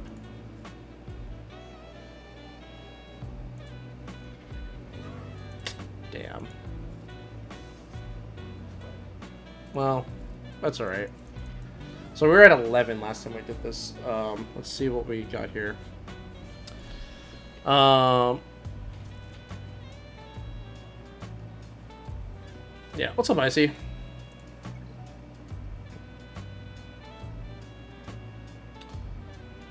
Attack, true, FSRP doesn't have buffs. Okay, yeah. Let's see how many we got. It's a decent amount. Yeah, that's a decent amount. So we'll keep doing that. We got to do that maybe like what? Like what? 5, 6 more times? That's not bad. It's not bad at all. Let's knock that out real quick. Let's see if we can knock out that entire challenge. You're intrigued by Malicos. Don't have Seer Squad or LV, so not sure. I'll gear him quickly. Yeah. Yeah, like I said, he's very specific on where you got to use them. But he looks cool. I think he looks cool. He looks like he's gonna be like you mod him for Vader, like the same way you do Vader, just like, you know, a lot of offense or health and potency. Which would be kind of cool. But yeah, you know, I think every once in a while having a Conquest unit that is not on the level of like Razor Crest or Cat, where like everybody needs this, I think is okay. Like Malicos is a very, very, I don't want to say niche because I think he's also gonna be I think it's gonna be very good. I think it's gonna be insanely good in GAC. Like we're talking like a potential 4 to 7 Omicron team in GAC. Because you could run Seer, Malicos, and Star Killer in 3v3, and that could be a 7 Omi GAC team, which would be kind of disgusting. But I also think it's going to be very good in TW. I think it's going to be pretty good in TW with the Cat Omi. The Cat Omi, the Fulcrum Omi. But, yeah. No, Malicos is going to be pretty cool. And then the next unit, they already announced the next unit. The next unit's going to be Mando Gideon, I guess, in his like Dark Trooper armor from Season 3. I'm like, that's kind of interesting that they already announced the next Conquest unit. I'm like, you know, it's kind of funny. I was thinking about this the other day. I was like looking at all the Conquest units, and I was like, well, we haven't gotten a light side unit since Ben. And Ben was last year. Like, this entire year has just been dark side Conquest units. So I thought that was kind of odd. Because it was what? Ben? No, it was Malgus. Then it was Ben. Then after Ben was the Scythe. Then after the Scythe was Trench. After Trench was the Fury. And now after the Fury we're doing Malicos. And after Malicos then we're going to be doing Gideon. And I'm just like, that's all dark side. Crazy. I was really hoping we'd get like a Satil Sean or something like that. Kind of like a Malgus equivalent for the Old Republic squad. For, you know, the Jedi Knight Revan lead. But I guess Jedi Knight Revan got Jedi Knight Cal Kestis, so... And they're very good together. They are very, very good together. I can't wait to get Jedi Knight Cal. Because that'll be my new Malgus counter for GAC. So I don't have to use SLKR all the time. Let's do this. Let's go ahead and hit you. Come on, get him. There we go. Come on, to ramp just a little more. Go. Let's hit you. Let's go after the summon. Let's get more turn meter. Hit the summon again. Very nice. Let's go for you.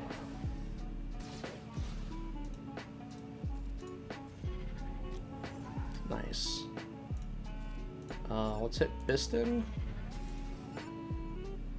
We're gonna have to ult. I don't want to kill anybody. Probably get the Dark Jedi from Ahsoka show too. Yeah, Balin and Shiv or Shin, I think, are their names. I am predicting they are going to be Imperial Remnant characters. I think that's what they're going to be. Maybe we'll get the other Inquisitor too, the new Inquisitor. That'd be kind of cool. Sweet.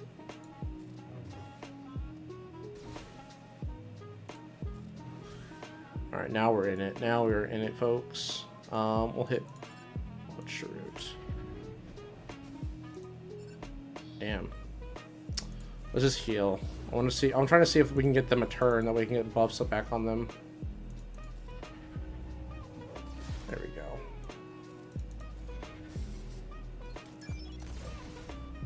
Well, I mean, the battle's almost over. It doesn't really matter. We might have gotten like 1 or 2 extra points, but that's about it. Alright, let's call Cal again.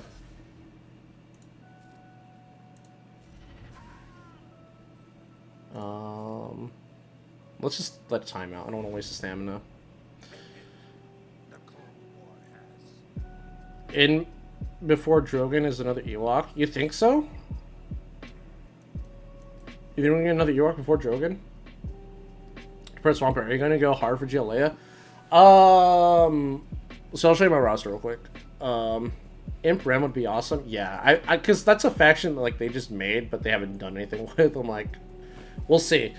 I know it's not Disney canon, but Cade Skywalker and Darth Krayt would be nice. Yeah, Well, I mean, there's a nod to Crate already, isn't there?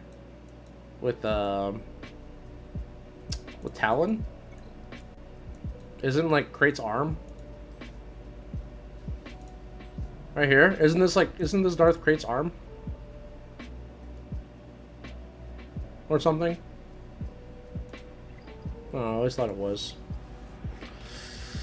Has a chance to be. I think they'll be alien because that's easier to make than generic human. Drogon? I think they said he was a rebel. But yeah, am I going hard on GLA? Yeah, that's Crate's arm? Okay, yeah, so I mean maybe we'll get Crate. I mean, hey, everyone was like, where was it? I mean, I know we were gonna get a scout trooper at some point, but what was it? Moff Gideon's lead, where's he at? I'm blind. Here he is. Everyone's like, oh my god, the scout trooper helmet's in Gideon's lead. We're gonna get the scout trooper. Yeah, it only took us like 3 years, right? So maybe we'll get Crate. I could see it. Oh, you never noticed it? Yeah, when it first came out, everyone's like, whose arm is that? And there's like, oh, it's Crate's arm. It's like, oh yeah, it's cool. So there's a little nod to him there. But am I going to go hard for Leia? I'm going to try to get her day one. I'm going to try my best. I am not going to spend... I did a slow whale on Rex. So when I say slow whale, that means I spend my crystals that I get myself. So all of GAC's, last GAC season, I got my Rex up. Used all my crystals from GAC. I did really well last season. So like, I was like, yeah, I got him to... He was already at 6-star when he became farmable, so he was an easy one. A little bit worried about Nisa. I mean, I got her to 4-star from farming today. A little worried about Nisa and Scout Trooper. And then I feel like if I'm going to have to spend money, it's going to be on Drogon. It's going to be on the last market. Because I know what CG is going to do is... this is what's going to happen.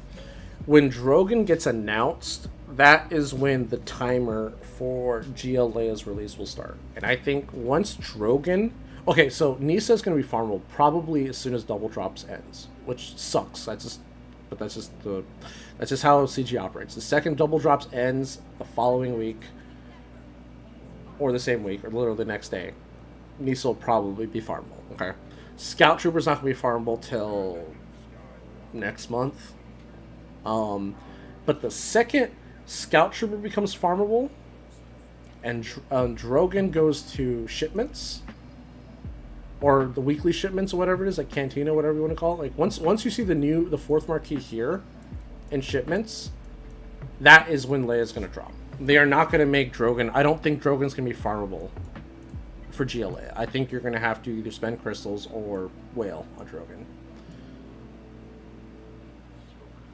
And Satil Shan as a GL, that'd be kind of cool. I feel like no matter what, the next GL is probably going to be Revan. I think everyone's been begging and pleading for another Revan, and they want Revan Reborn or whatever. I'm like, okay, sure.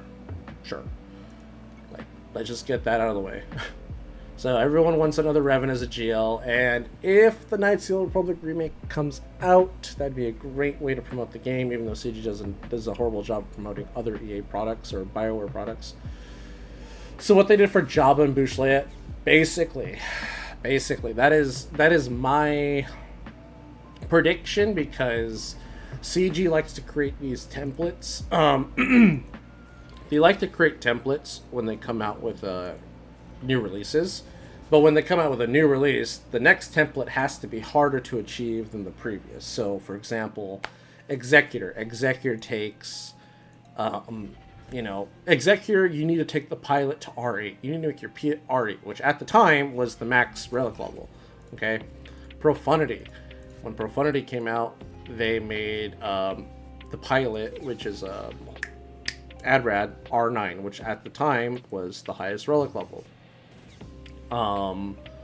Leviathan comes out. We don't have R10 yet, so what do? You have to do 2 R9s. It's harder than the last one. So you're starting to see the pattern here. If you go back and look at any of the Galactic Legends that were not released at the same time, i.e. Rey and Kylo, because they were released at the same time, or roughly very close to each other. JMK and Lord Vader. JMK and Lord Vader, Lord Vader is significantly harder to get than JMK. Significantly harder. Way more expensive. So they always try to have this how do I describe it? They have this staircase business model where they have to constantly just keep going up and up and up and up and up with every new release. That's just how they do it. But everything else is pretty much the same. Everything else is very, very similar with a couple exceptions. So I do think, yes, to your point, what they did with Bush and Jabba, yes, that's what I'm expecting from them. So just to give you guys, some insight or, just my opinion in case it is true, what to expect. Now, do I think GLA is going to be good at all? I have no idea. I think she's going to be a very, very different GL than what we've had in the past. Kind of like how Jabba is very, very unique and very different from other GLs. So I think Leia is going to be also kind of different. Not sure how, but I'm kind of alluding to. I think they're going to be a team that just is slow, kind of like Seer, because I feel like, because what CG likes to do a lot is they'll release a character that's going to be and maybe it might be a snippet, like for example, Trench is a great example. Trench, if you look at Trench's kit, it has part of Django's lead in there, it has part of Newt's lead in there, it's got part of Dooku's, it's got a little bit of everything.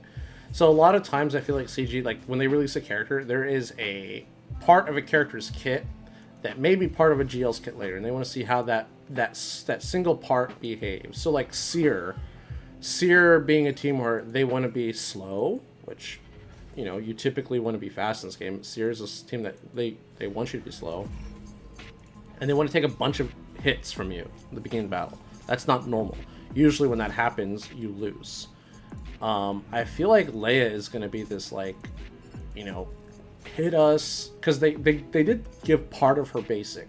Her basic had some kind of charge up mechanic where it does max damage based on how many times your team got hit from the last time you used it or something like that.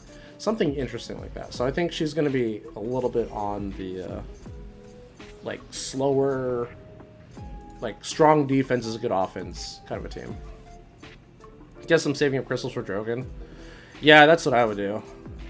It's hard to save up crystals. I mean, for me, I'm also farming for Jedi Knight Cal, so I'm just trying to get all these marquees done. I'm just, like I said, if I have to drop a little bit of money on Drogon, I'm maybe I will. And it's funny because I did that for Leia, and I'm not trying to rub this in anyone's face or anything, but I did that for Boushh Leia.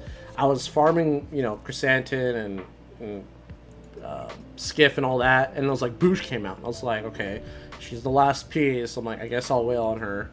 So I bought a crate of crystals, dropped $100, and my second pack I pulled the 330. I was just crazy.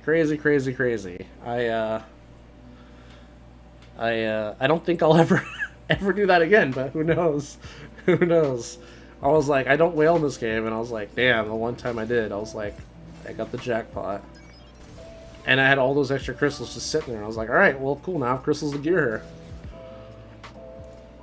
But I know that'll never happen again. No way.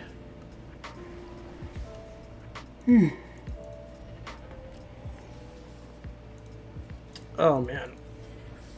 But yeah, I'm also super curious to see what Gideon's going to be like, the new one.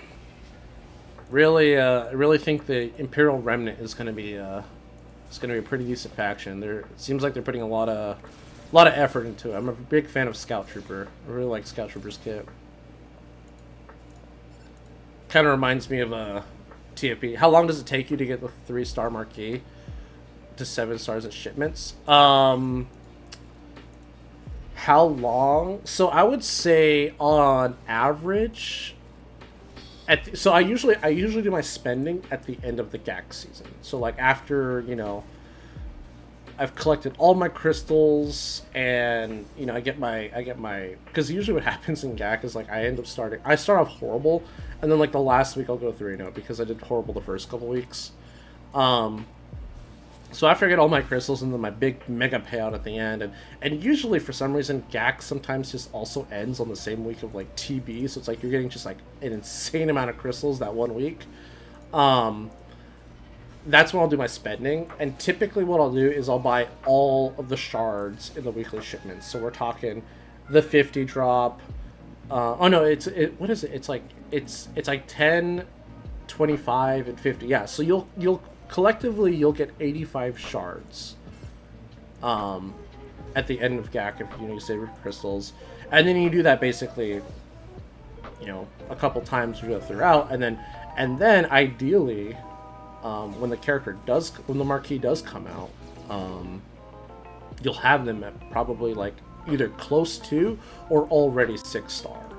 And I know a lot of people say like that's not the efficient way to do this, because if you farm stuff it's just cheaper, and that is true, but it when you buy things out of weekly shipments, it does speed up the process quite a bit. And like I said, like with the amount of marquees they've dropped this year, like I just want to be done. I want to just knock them all out. I want to be able to be caught up in the game again, where I feel like I don't have to farm 4 or 5 marquees at once, because that just feels horrible. Because then I can't farm relic stuff, like, because that's what the ultimate problem is I don't relic anybody. I literally do like 1 or 2 relics a week, because I have to save my relics for all these GLA requirements, but I can't farm relics because I'm spending all my crystals on all these marquee characters. So typically you won't finish the 7 stars through shipments, but what the weekly shipments will do is it will give you a nice boost when the character becomes farmable. And when the character becomes farmable, you can see the light at the end of the tunnel. So like when Rex became farmable, like I said, he was already 6-star. Like I only needed a handful of shards for him, which was great. And now I have him I have 7-star. He's not relic yet, obviously, but it's like, okay, like I might be able to actually use him with his Datacron, believe it or not, before it goes away. So, and that's the other thing too. If you're ever gonna whale in this game, do weekly shipments, because it is half the cost of your average buying marquee packs. Marquee packs are awful. So that's what I'm saying. If the second Drogon goes to shipments, I will probably buy him then, because there's no point in gambling. There really is no point in gambling buying the marquee packs. You'll save yourself a lot of money and a lot of headache if you go that route. So, but people still buy marquee packs. It's just like, oh, what are you doing, man? But people like gambling. All right, let's hit you real quick. Please don't kill. Nice. Damn, it's a good thing now. Nice achievement. Yeah, no, it is. Yeah, if you do the math, the average... That's why they say every character is $300, because the average person that pulls marquees, you're going to get like 7s, 5s, 10s, and it will cost you $300 to 7-star. But shipments is half the cost, and like I said, if you don't even have to do what I do. You don't have to do all of your GAC crystals. You can just do some. But the nice thing is, shipments will save you time and give you a nice head start when they become farmable. Because I hate farming characters when they are like, oh, this character is now farmable, and I'm like looking at a 3-star character like Gear 7. I'm just like, I know in my mind this is gonna take months. But if that character is already 5 or 6-star, I'm like, all right, this is only gonna take maybe a handful of weeks as opposed to months. And the thing that sucks too is CG's always, let's see our progress. Let's check our progress. CG's always putting out datacrons with the new characters. So, the faster you can get the new characters without breaking the bank, I think the better. 51. Not bad, not bad. Yeah, we'll do a couple more and then we'll probably call it here, right? Am I done my 50s? Yeah, I'm done with 50s. But yeah, I don't condone spending on the game, but like I said, if you can somehow save up your crystals for weekly shipments, I think that is the way to go. It saves time, and honestly, that is a big... Time is another currency in this game that people don't realize exists. Because, man, there's a lot to do in this stupid mobile game.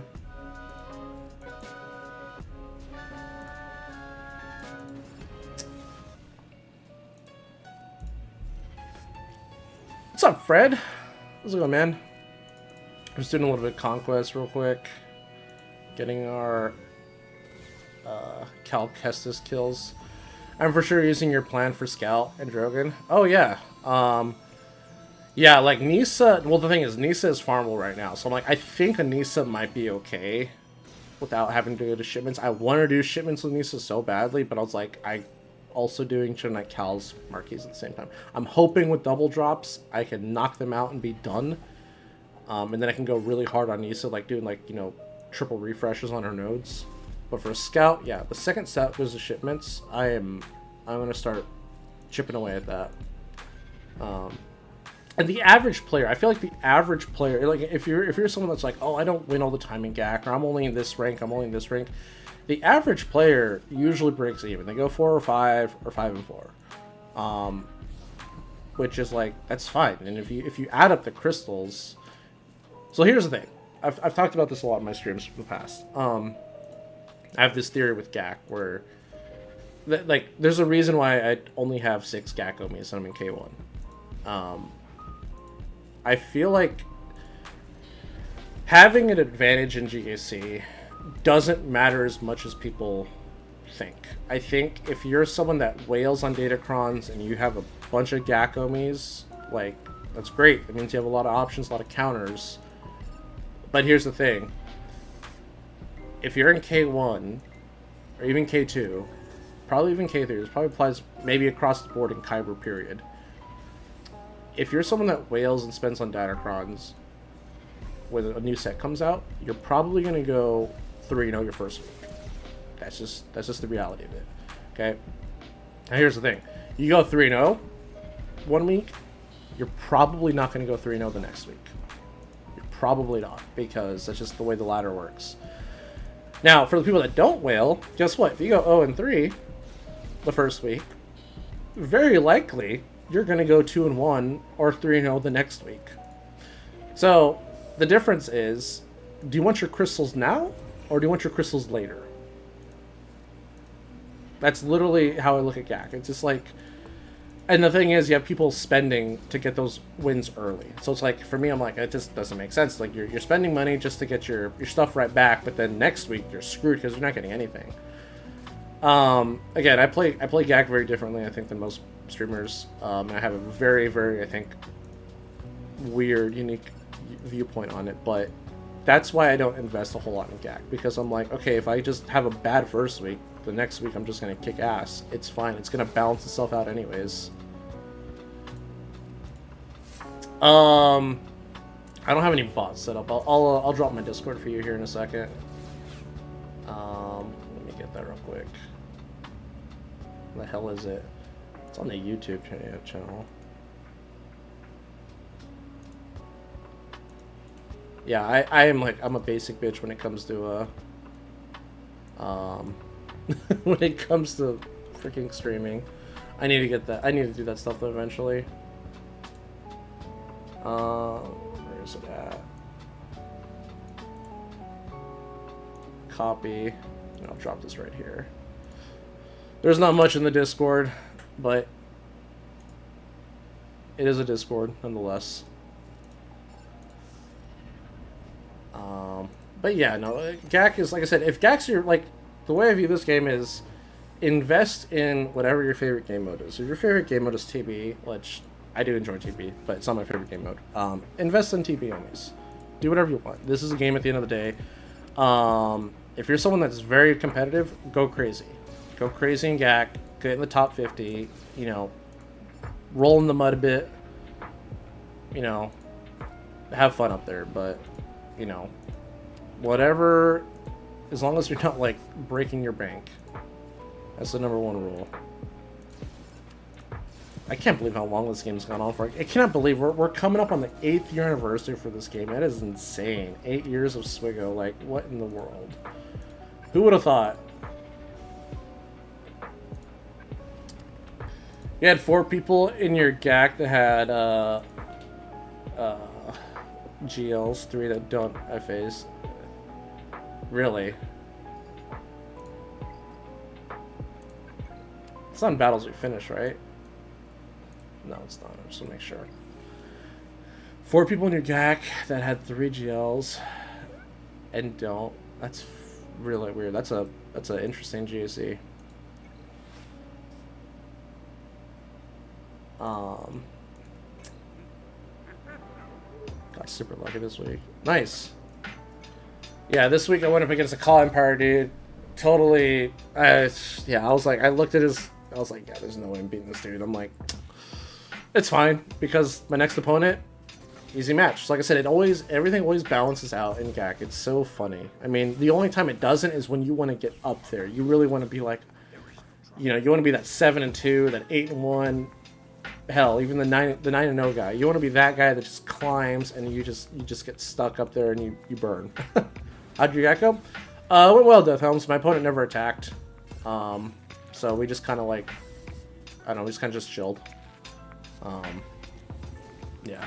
Next GAC should be fine. I'm going to get someone from Shadowlands, what was it? Shadowlands Mythosaur, I think.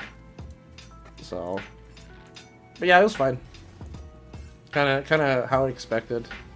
Like I said, he failed on range, just kind of threw in the towel at that point. So, which I don't blame him. I mean, you fail on range 3s, and it's tough to come back from. But he didn't sit a whole lot of GLs unless he was hiding them all in the back. Like I was like, he probably could have done something. But just want to get the to Rhodium and just crystals. I don't care if I get into Kyber, to be honest. Yeah, exactly. Like once you get a good enough crystal income to manage your roster the way you're managing it, like that's all it really matters. Like I said, and I'm always biased. I always say TW is my favorite game mode. That's why I will put all of my resources into TW.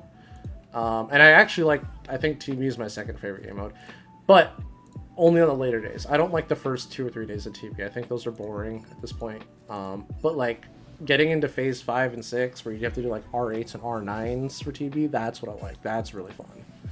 Those are fun battles. And then GAC is kind of like GAC is GAC. I don't know. It's the same stuff over and over and over.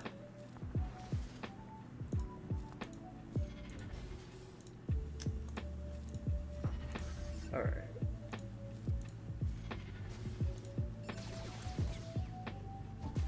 Let's see.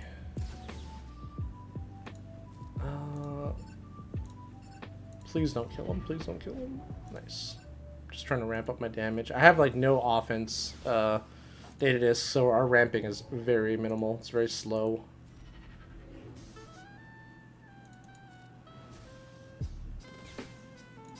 Alright. But not too bad for a stream today. Our GAC was super quick because we had like 40 minutes to do it, but 2-hour streams usually kind of, I guess, is the new norm now. I used to just do 1-hour streams, but now we're just doing 2-hour streams because Conquest, and there's so much to do in this damn game. Plus, if you guys get me talking about stuff other than Galaxy or Heroes, like we were talking about the Raider Strike earlier, like I'll just start going. Especially if it's baseball. Don't even mention baseball in my streams because, one, I threw in the towel this season with my team, so I'm kind of a little sad about my team right now. Because they kind of blew it a few weeks ago. They're done. There's no way they're making it to the playoffs. But no, baseball, I will talk baseball all day. I love baseball. It's the greatest sport ever.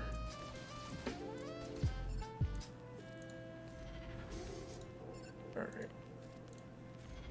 But yeah, guys, thanks for the tip on this one. I would have just done the Night Sister one or the Veers one over and over and over.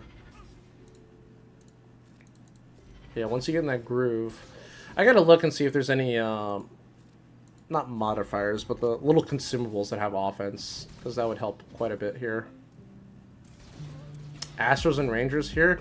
I am gonna be rooting for the Astros. Actually, I'm an Angels fan, but I'm gonna be, if the Astros, I'm the Astros. Gosh, if the Rangers, I'm gonna be rooting for the Rangers, not the Astros.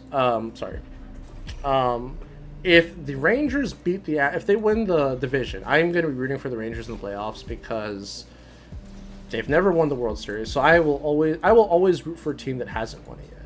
I always like, you know, being an Angels fan, I get it. I know what that's like when your team wins it for the first time. It is a huge moment in history for that team, and the fans. But I will definitely be rooting for the Rangers because they are making a push for it, and they've been trying to make a push for years. And I remember back in 2010 and 2011 when the Rangers went to back-to-back World Series, and not once but twice were they one strike away from winning the World Series, and I thought that was the most heartbreaking moment I've seen in all of baseball. Just because it happened 2 years in a row, and I was just like, I forgot who they played the first year and lost to, but I just remember the second one. The second one I think was more devastating. What was it? I forgot. I forgot who was pitching, but I just remember David Freese on the Cardinals at the time, 2011. Got like a two or three home run in like extra innings or something like that. Tied up the game, and then the Cardinals end up winning it. I think that was Game 6. I think Game 7 they just the Game 6 was such a detrimental loss. I just remember the Rangers just didn't show up for Game 7, and there was a lot of players on the Rangers that I actually really liked at the time. Like CJ Wilson, I thought was a great pitcher at the time, but once he lost the World Series and went to the Angels, I don't know what happened to him. He just lost his mojo. Josh Hamilton, oh man. Then the Angels just basically paid him to do coke. And then he goes back to the Rangers and has one of the best years of his career. Man, that happens to the Angels all the time. The second a player like takes off that Angels jersey, they're just like, they get their superpowers back all of a sudden. You're an Orioles fan, finally? Yeah, the Orioles, man. You guys are... Yeah, this is going to be a really interesting playoff. Like, I'm really looking forward to the postseason. Like, even though, like, the Angels haven't been there for, like, forever, I love watching the playoff games. I try to watch every single one. And this year especially is going to be very interesting because it's been a very weird year. Like, all the teams that invested millions of dollars are doing horrible. And all the teams with, like, that had low budgets are doing great. It's, like, such a weird anomaly. But yeah, no, the Rangers, I was like, man, I can't believe they lost. And that's when the Angels picked up Pujols and everyone. And I thought the Angels were going to, you know, the Angels got all the superstars from the World Series from both teams. And it was like, cool, the Angels are going to be good. And it was like, nope. I feel bad for the Angels, man. They're calling, yeah, no, it's, the Angels have, okay, so now you got me talking about baseball. This stream is going to last a little bit longer. The Angels have so much bad luck and drama on and off the field. It is ridiculous. It is just like, I feel so bad for the team because I feel like the team knows about all the stuff going on with like the stadium and everything. Like, it's just, it's insane. Why did I kill Shrew? That was dumb. But yeah, the Angels, like the amount of injuries they had this year, I really thought they were gonna make it to the wild card. I didn't think they were gonna win the division, but I was like, they're gonna be a wild card contender for sure. And now they're like 8 games out of the wild card, I think, or 7.5 or something. I'm just like, yeah, there's no way. But they had so many injuries. Mike Trout getting hurt literally the week before the All-Star game. Like, how many times has that happened to him? It's crazy. And Ohtani's had such a great year, and I feel like, yeah, he hasn't hit a whole lot of home runs lately. I mean, he hit a grand slam the other night, but it's like, he hasn't hit a lot of home runs because I just feel like, you know, his momentum's not down because, I don't know, the whole organization just, I really blame everything on their owner, Artie Moreno. I want that guy gone. That dude is such a scumbag. Last time Orioles had something to cheer about was with Chris Davis. Damn, that was a while back. Manny Machado. Oh, I can't stand Machado. I know he's a good ball player. But man, personality-wise, attitude-wise, and everyone said he's matured over the years. I'm like, not really, man. But look at San Diego. Look how much money they spent. Look how well they're doing. It's crazy. Those Ranger teams were so bad too. Was that during McGuire years? No, McGuire was not playing baseball when the Rangers were in the World Series.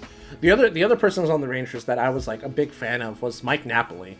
Mike Napoli was such a beast of a catcher when he was on the Angels, and when he was on the Angels, it drove me nuts that Mike Scioscia traded Napoli, and he kept Jeff Mathis. If you guys don't know who Jeff Mathis is, I don't even think he plays anymore. Jeff Mathis, like, I don't care how fast any of you in the chat can run. If you're on first base and I'm your first base coach, I am sending you to run on Jeff Mathis every single pitch, because he was horrible at throwing people out. Had horrible accuracy, slow as hell on the throw. I mean, I'm talking like he looked like he took his time compared to most catchers. Okay, so horrible at defense. Now let's talk about his batting. He was batting on average like 116. And I get it. Oh, he's a catcher. It's like catchers aren't supposed to hit, but here's the thing. He was awful at hitting. I mean, like there was times he was hitting under 100, okay? But the reason Mike Scioscia liked him so much is because Mike Scioscia was always saying, oh, Jeff Mathis is the best bunter in all of baseball. I'm like, who cares? Who cares if he's the best bunter? Like, how often does that actually work? And I've gone to so many games where I actually saw Mike Scioscia do the bunt with Jeff Mathis, and it's like, he's not a fast runner, and I'm just like, I don't know. Anyways, Scioscia kept Mathis over Napoli, and I thought that was a big mistake, because Napoli would have gotten MVP if the Rangers won that World Series. Like, Napoli was just an absolute beast. And then I think he went to Boston for a while. I don't know where Napoli is now. I stopped following him, but yeah. It's all about the Evil Empire. That's where I want to see Ohtani go. I want to see Ohtani go to the Yankees. Oh, looks like we're done. Oh, we'll keep going. Because you guys got me talking about baseball now. I want to see Ohtani go to the Yankees. I want to see him off the Angels. I don't want to see another Mike Trout happen, where we have like one of the greatest players of all time. He's the best bunter. That's like saying he's the smartest person. Then, hey, look, Scioscia, the media loved Mike Scioscia, and like I said, I think Mike Scioscia was a great manager. I just think there was a lot of things he did that just were very unnecessary. For example, you know, I go to a lot of Angel games, not as much anymore, but I used to go to a lot of Angel games, like just like 2 or 3 a week if they were here. The 7th inning, if you guys want to talk about how long baseball used to be before the pitch clock, the 7th inning at an Angel game with Mike Scioscia as the manager would last an hour. I'm not joking. Like, the 7th inning, and everyone at the stadium knew, the 7th inning was like the great time to either decide, are you going to leave? Are you going to stay the rest of the night? Are you going to get in that long line and get some more snacks? Are you going to use the restroom? Do you want to go watch the movies at the AMC across the street? That was the time everyone at the stadium decided the rest of the night. Because, for whatever reason, in the 7th, sometimes the 8th, but usually the 7th inning, that's usually when your starter's getting pulled or whatever, or your reliever. But Mike Scioscia would care so much about the righty-lefty matchup that he would pull a pitcher every single time. If you see a right-handed batter come out, oh, Pine Blue, bring in our left-handed guy. Oh, there's a left-handed batter, Pine Blue, bring in the right. It's just, I was like, I get it, but I'm just like, God. I'm just like, the first guy did great. He did 3 strikes. Keep him in there, but he cared so much about the matchup. It just, oh my God, those innings would take forever. I mean, it was just like the worst. Anybody Yankees, not my division last season, real. Okay, I could understand that because you are in a very tough division. So I do understand that. I don't want him to go to the Dodgers. I personally, I just don't like the Dodgers. I don't like LA. I don't want to see Ohtani go to the Dodgers. That might actually get me to like not watch baseball for like a while, because I just don't want to see him in a Dodgers uniform. I really don't. You wish they had some cash to go back Try and put money into the Cubs. Dude, yeah, I know, right? Like, the Cubs are... I think the Cubs are shaping up to be a pretty good team. I know they're rebuilding because they won the World Series and they lost everybody, but Cody Bellinger, like, you know, what a turnaround for him. You know, I know he's still like a young player, but like, man, he had a lot of obstacles in LA. You know, a lot of injuries, changing his swing, you know, not being put on the roster for the playoffs, like just a lot of obstacles, and you know, what did he get paid, like 18 million? This is kind of like his like make or break year. They're like, you know, if you suck on the Cubs, you know, the Cubs, man, they got to steal Bellinger because one, he's doing phenomenal this year. I think he finally found himself again. And two, they didn't have to pay like anything for him because they're like, well, if he does good, we're paying him like next to nothing. If he does bad, we're paying him next to nothing. So, you know, not a big loss. So the Cubs got a great deal of Bellinger, and I'm really happy that I think Bellinger needed to get off the Dodgers. I think he really did. I think the Dodgers, this year, their team's very different. They got so many different players, new players from a couple of years ago. But I think the Dodgers, it's just too many cooks in the kitchen and too many different personalities that may or may not clash. But yeah, I'm happy for Cody. I think the Cubs should definitely re-sign him for sure. And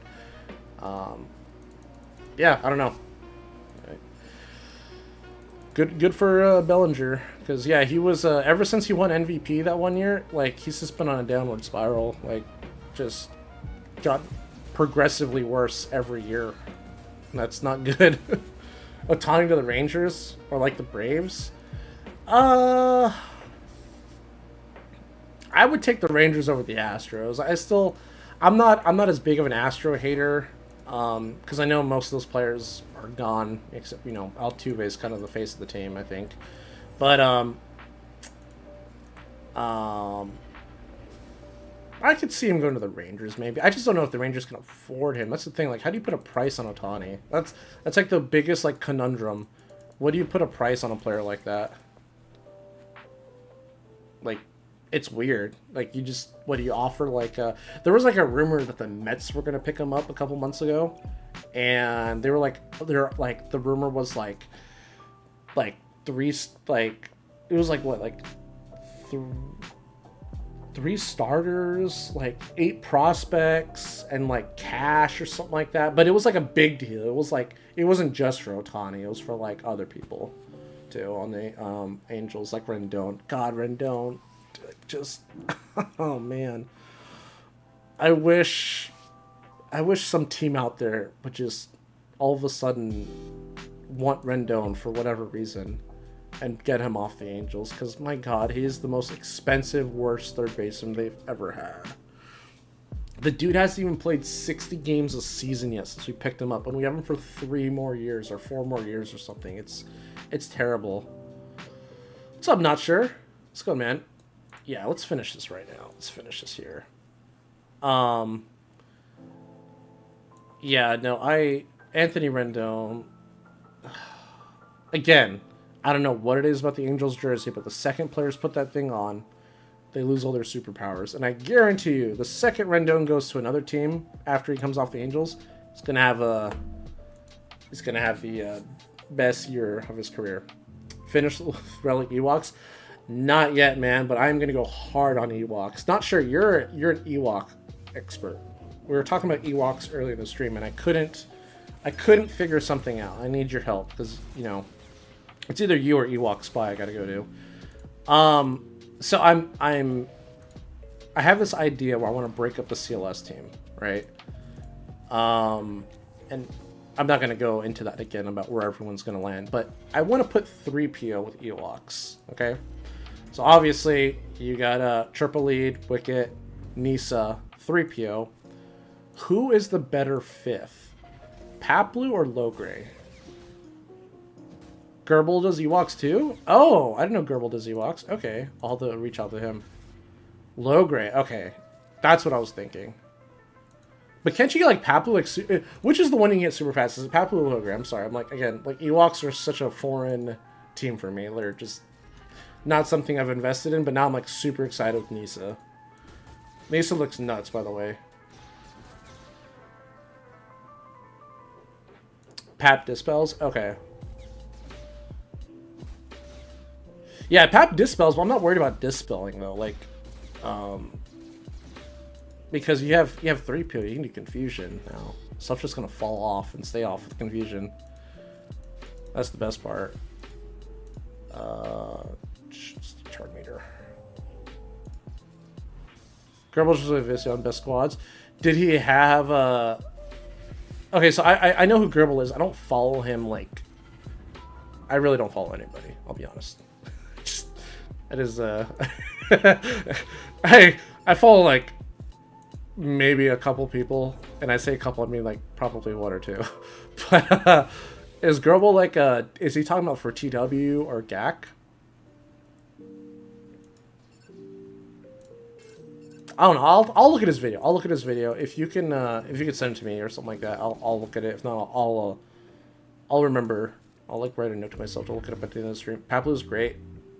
He can be super fast. All aspects? Okay, cool. Cool, I'll definitely check it out then. Because, yeah, I think Ewoks... I think Nisa is super cool, man. Nisa is so freaking awesome. I like low-grade better. You don't need a tank. Yeah, that's literally what I was boiling down to. I was like, do you need a tank or not? And I'm like, I feel like you don't. There's a lot of really cool things that Nisa can do in TW too, because she gets 100% turn me at the start of battle. So like, you can technically put her with Maul Mandos and then proc Maul's Frenzy because, you know, you can just go. She's also a great counter for Iden if you ever run to Iden TW, I guess, because you can remove all of Iden's turn meter and make him fast so he takes more turns because his base is so low. Yeah. Yeah, no, I'm super excited for Nisa. Like, I really want to invest in my Ewoks, mainly because of 3PO. But so not sure. So going back to my question, do you think, like, again, I don't know how you're running your Ewoks or what you're doing with your CLS, but like, if you had 3PO available, would you run him with Ewoks? Do you think it's worth it, or do you think it's better running a full squad, like a full 5 squad Ewoks? Because the nice thing is they don't have one of those clauses that say all characters need to be Ewoks. Which I do appreciate, because that's really annoying when I see that. Because that when I see like all characters have to be Geonosians or Tuskens, basically the way my brain translates that is, that means there's no theory crafting allowed. You're not allowed to have fun. Yes, every bonus 3PO gives. Yeah, well, yeah, no, the bonuses are nuts. Plus they get more, and like I think they get like double or something. It's stupid. It's crazy. Absolutely crazy.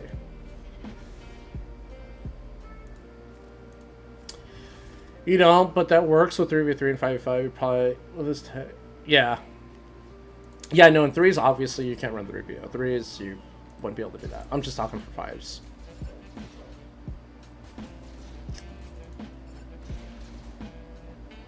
Let's see if we can get like a couple more kills here. It'd be fantastic. Click, mouse work. Yeah, and then I gotta check in on the TW stuff too.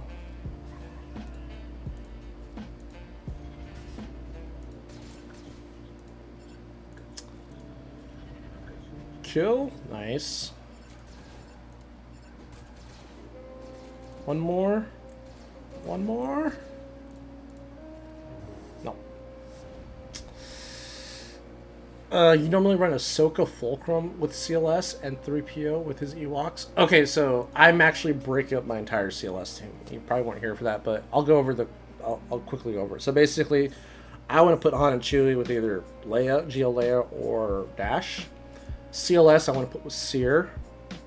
3PO I want to put with either Mon Mothma or Sortie, and then 3PO I want to put in with Ewoks. That's just what I want to do. I mean, I don't think you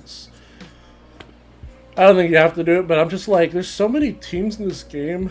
I'm like, I feel like I don't need CLS for a whole lot of things anymore. I mean, like, CLS is a great counter for, like,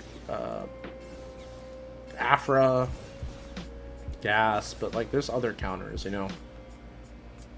I just feel like there's just, like, everybody's just compartmentalizing everything now.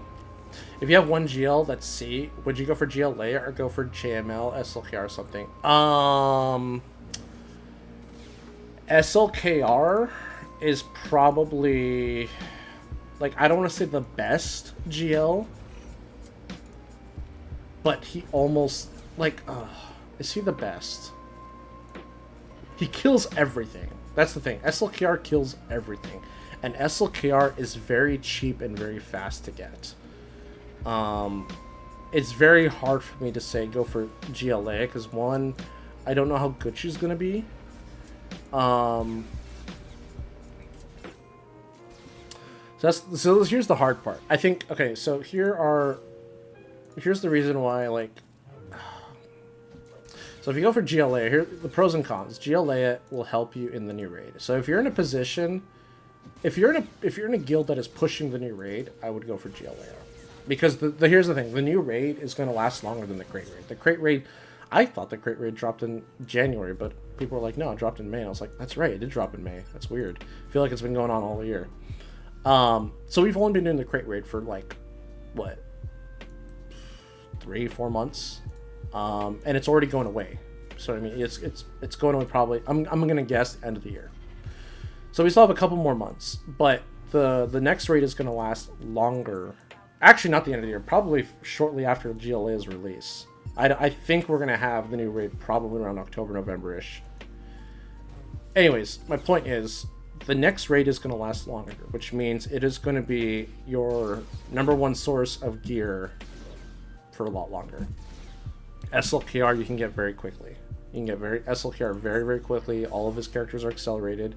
You're going to get a fleet out of it, which is not the best fleet, but it's still a very good fleet nonetheless. The first order is a very good offensive fleet. But like I said, SLKR, he beats everything. I mean, SLKR with Daka Zombie is insanely good. Captain Phasma, I think, is the best TW Omicron in the game. There's just like SLKR's is very budget friendly, if that makes sense. Very budget friendly, and you definitely get your money's worth. GLA, it's gonna be a little bit more expensive, but GLA is gonna get you gear in the long run. So I would say if you're gonna go for the safer bet, go for SLKR. If you're in a guild that you're not too concerned about the new raid right now, I'd go for SLKR, because I think you'd be able to get him faster, and then you're going to see more of an impact in your roster. You're going to see a quicker turnaround. But then, like, for the new raid, you're not going to have GLA. Not saying you can't do the new raid. I mean, GLA is going to be just one team. You have to remember, GLA is only going to be on one team. She's not going to be like, if you don't have her, you can't do the raid. She's going to be one team that's probably going to get you the max score. So if you can substitute that with other characters and get max score some other way, then yeah. So I think after saying that, I would actually do, yeah, SLKR, 100%. SLKR is so good. I think he's actually broken. I think he's, like, insane. He's the only Galactic Legend that charges his ult while he's still in ult. Gotta run, fun baseball theory crafting, Otani is the JMK LMV, great offense. See ya, Zura. Have a good one, man. But yeah, I use CLS for item counters in Qui-Gon Jinn, but that's only because I don't have Bad Batch. Yeah. Bad Batch are pretty good. Very, very good. Do love my Bad Batch for Qui-Gon. And Adrad. Adrad, they counter Adrad pretty easily too. Java, but SLKR is very good in almost every game. Yeah, that's the thing. SLKR is just insanely good. If I use him in Conquest, if there's like a team I just don't want to deal with, I'm just like, just throw SLKR. I don't care. I'll go back and do the feats later. But TW is Fulcrum Ahsoka. Best TW only is Fulcrum Ahsoka? Really?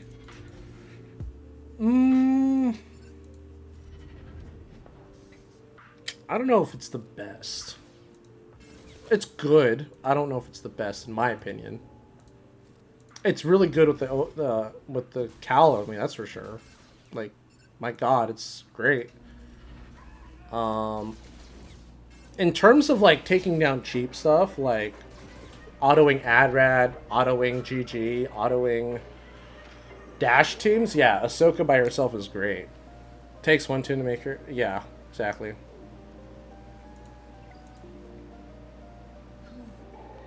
A lot of endgame players will have a few squads for new raids, but mid-game players, not so much.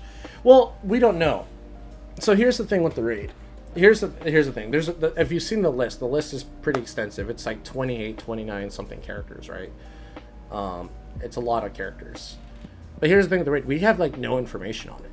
We don't know how many teams you're allowed to run.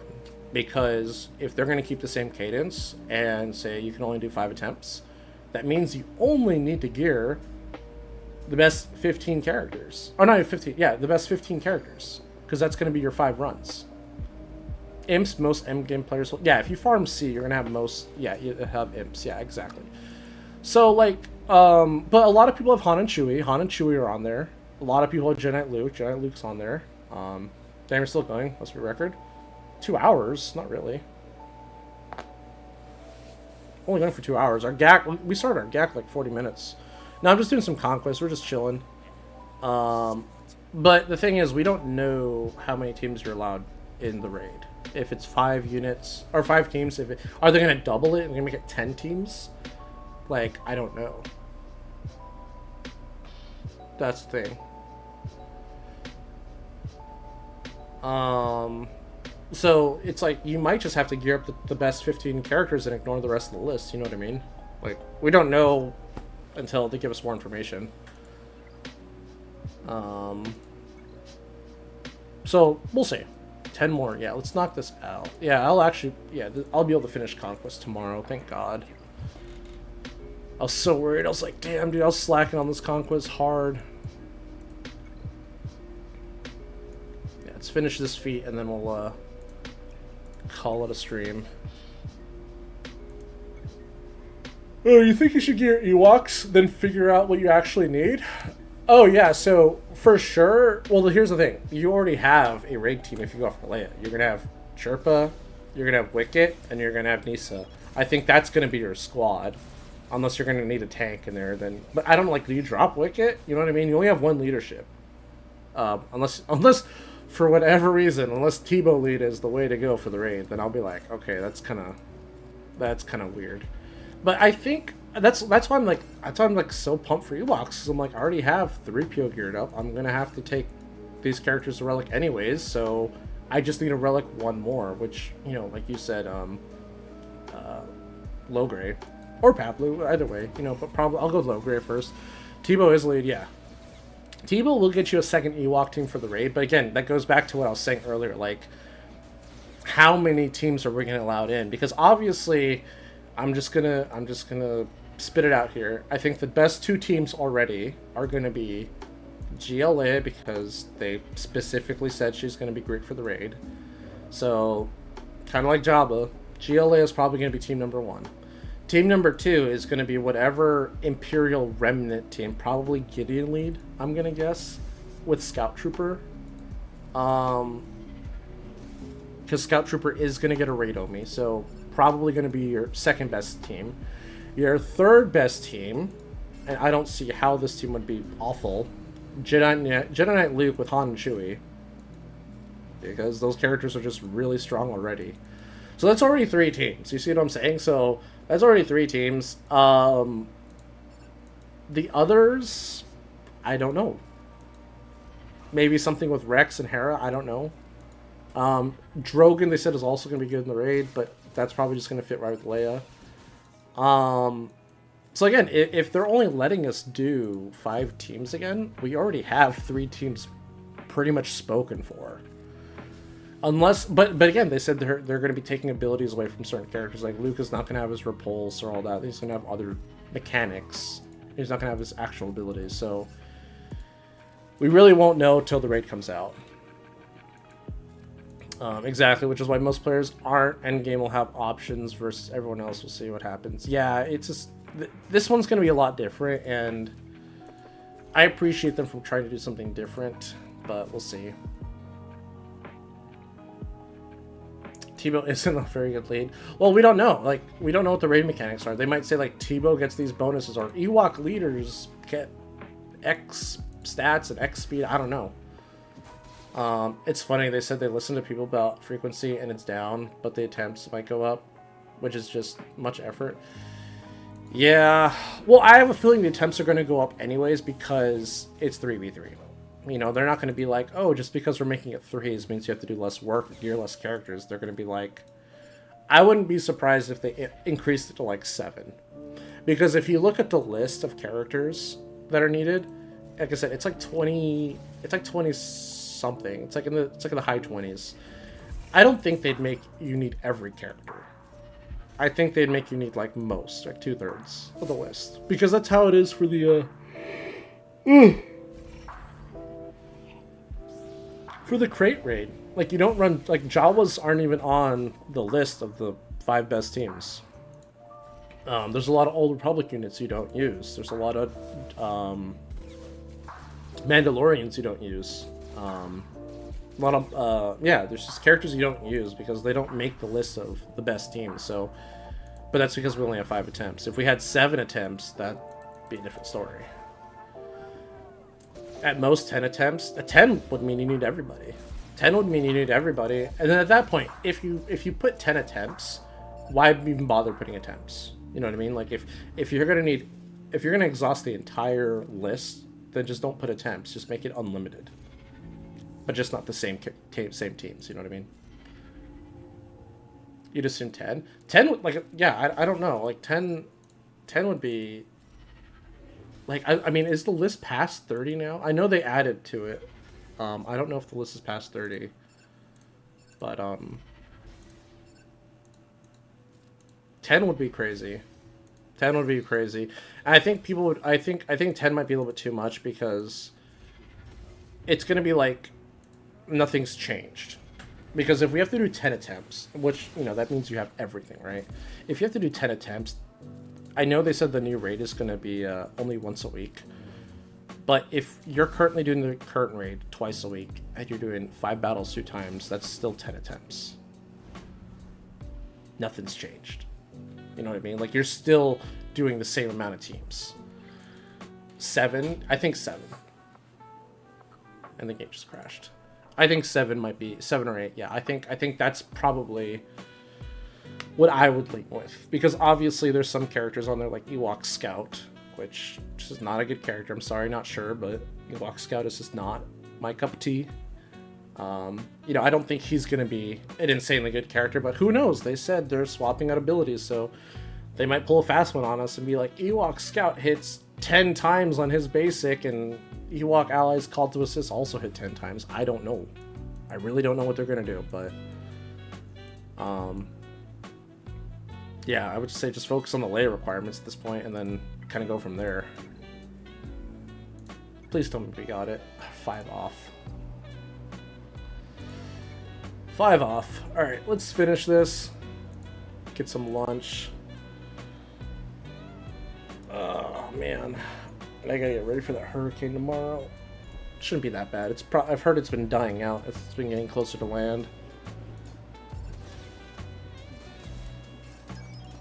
I'm pretty sure it hit the desert yesterday. It'll probably be out to me. I think it hits me like tomorrow, early tomorrow morning, or like late tonight.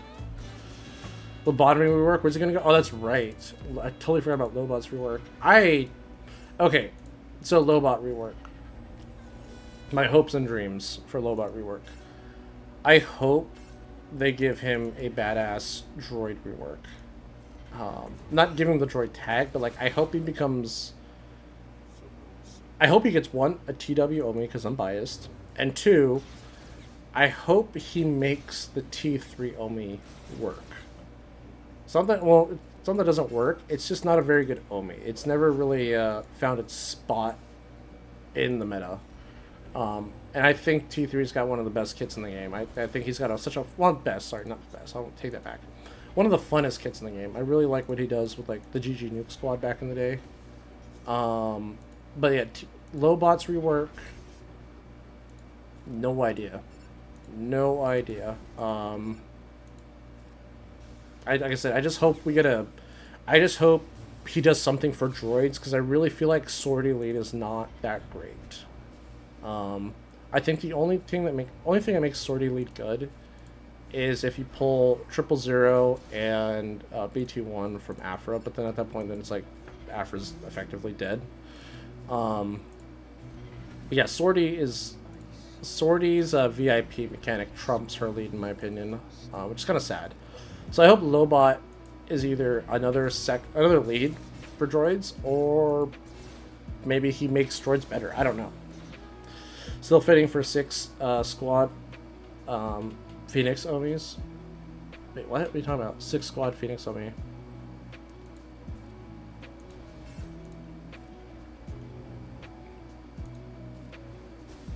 You want everyone on the Phoenix get Omis? Is that what you're saying? That'd be nuts. Could you imagine them if they all got Omis on all their... Because all their Zetas are on their special abilities. They're not on uniques except for Hera. But yeah, could you imagine if they all got Omis on their specials? That'd be interesting. I was hoping Lando synergy.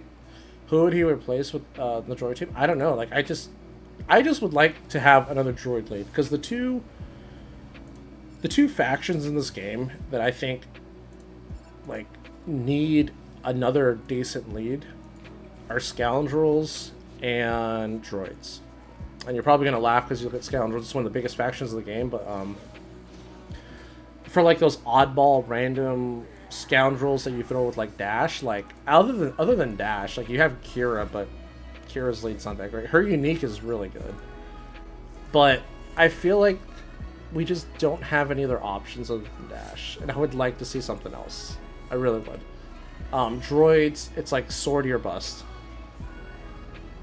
No, Omis allows you all use... Oh, I see what you're saying. I see what you're saying. Like summons Chopper or something. Like summons the one you don't have. I gotcha. That would be kind of interesting. That would be kind of interesting.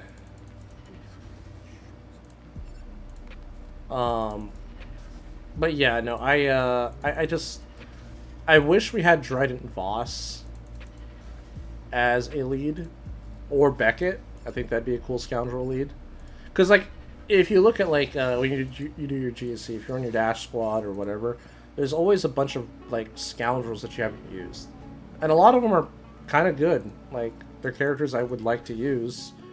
But at the same time, I kind of contradict myself by saying I wish I had more leads, because, like I said, there's too many. I always say there's too many teams in this game, and everything just consolidates anyways. You know, not consolidates, compartmentalize. Everything just kind of like folds onto itself right now. Let's go for you. But yeah, I don't know. I mean, Lobot rework, like I said, I just hope he gets a TW Omi and he makes T3's Omi worth it, because I really want that Omi to work. I think it's really cool. Come on. I haven't been counting. I hope we got 5 kills. I'm gonna be very, very peeved if we did it. Come on. Click. Yeah, I think we got it. Definitely want those two.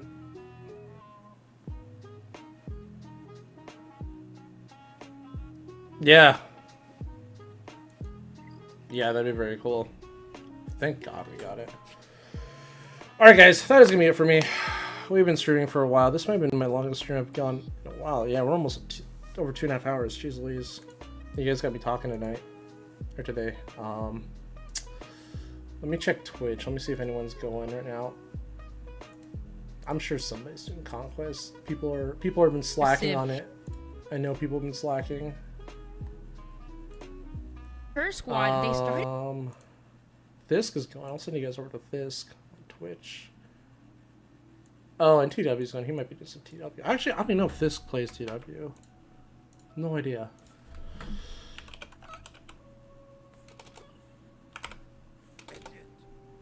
Can I type? All right, guys. Thanks for coming out. I'll be streaming. Oh yeah, and if someone else is in my Discord, if someone wants to send me, or otherwise I'll look up the Gerbil video on Ewoks. But if someone sends me, it'd be great.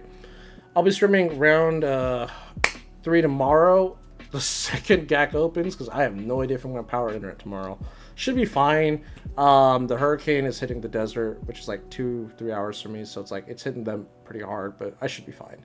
It's probably just going to be very windy, very wet, very rainy.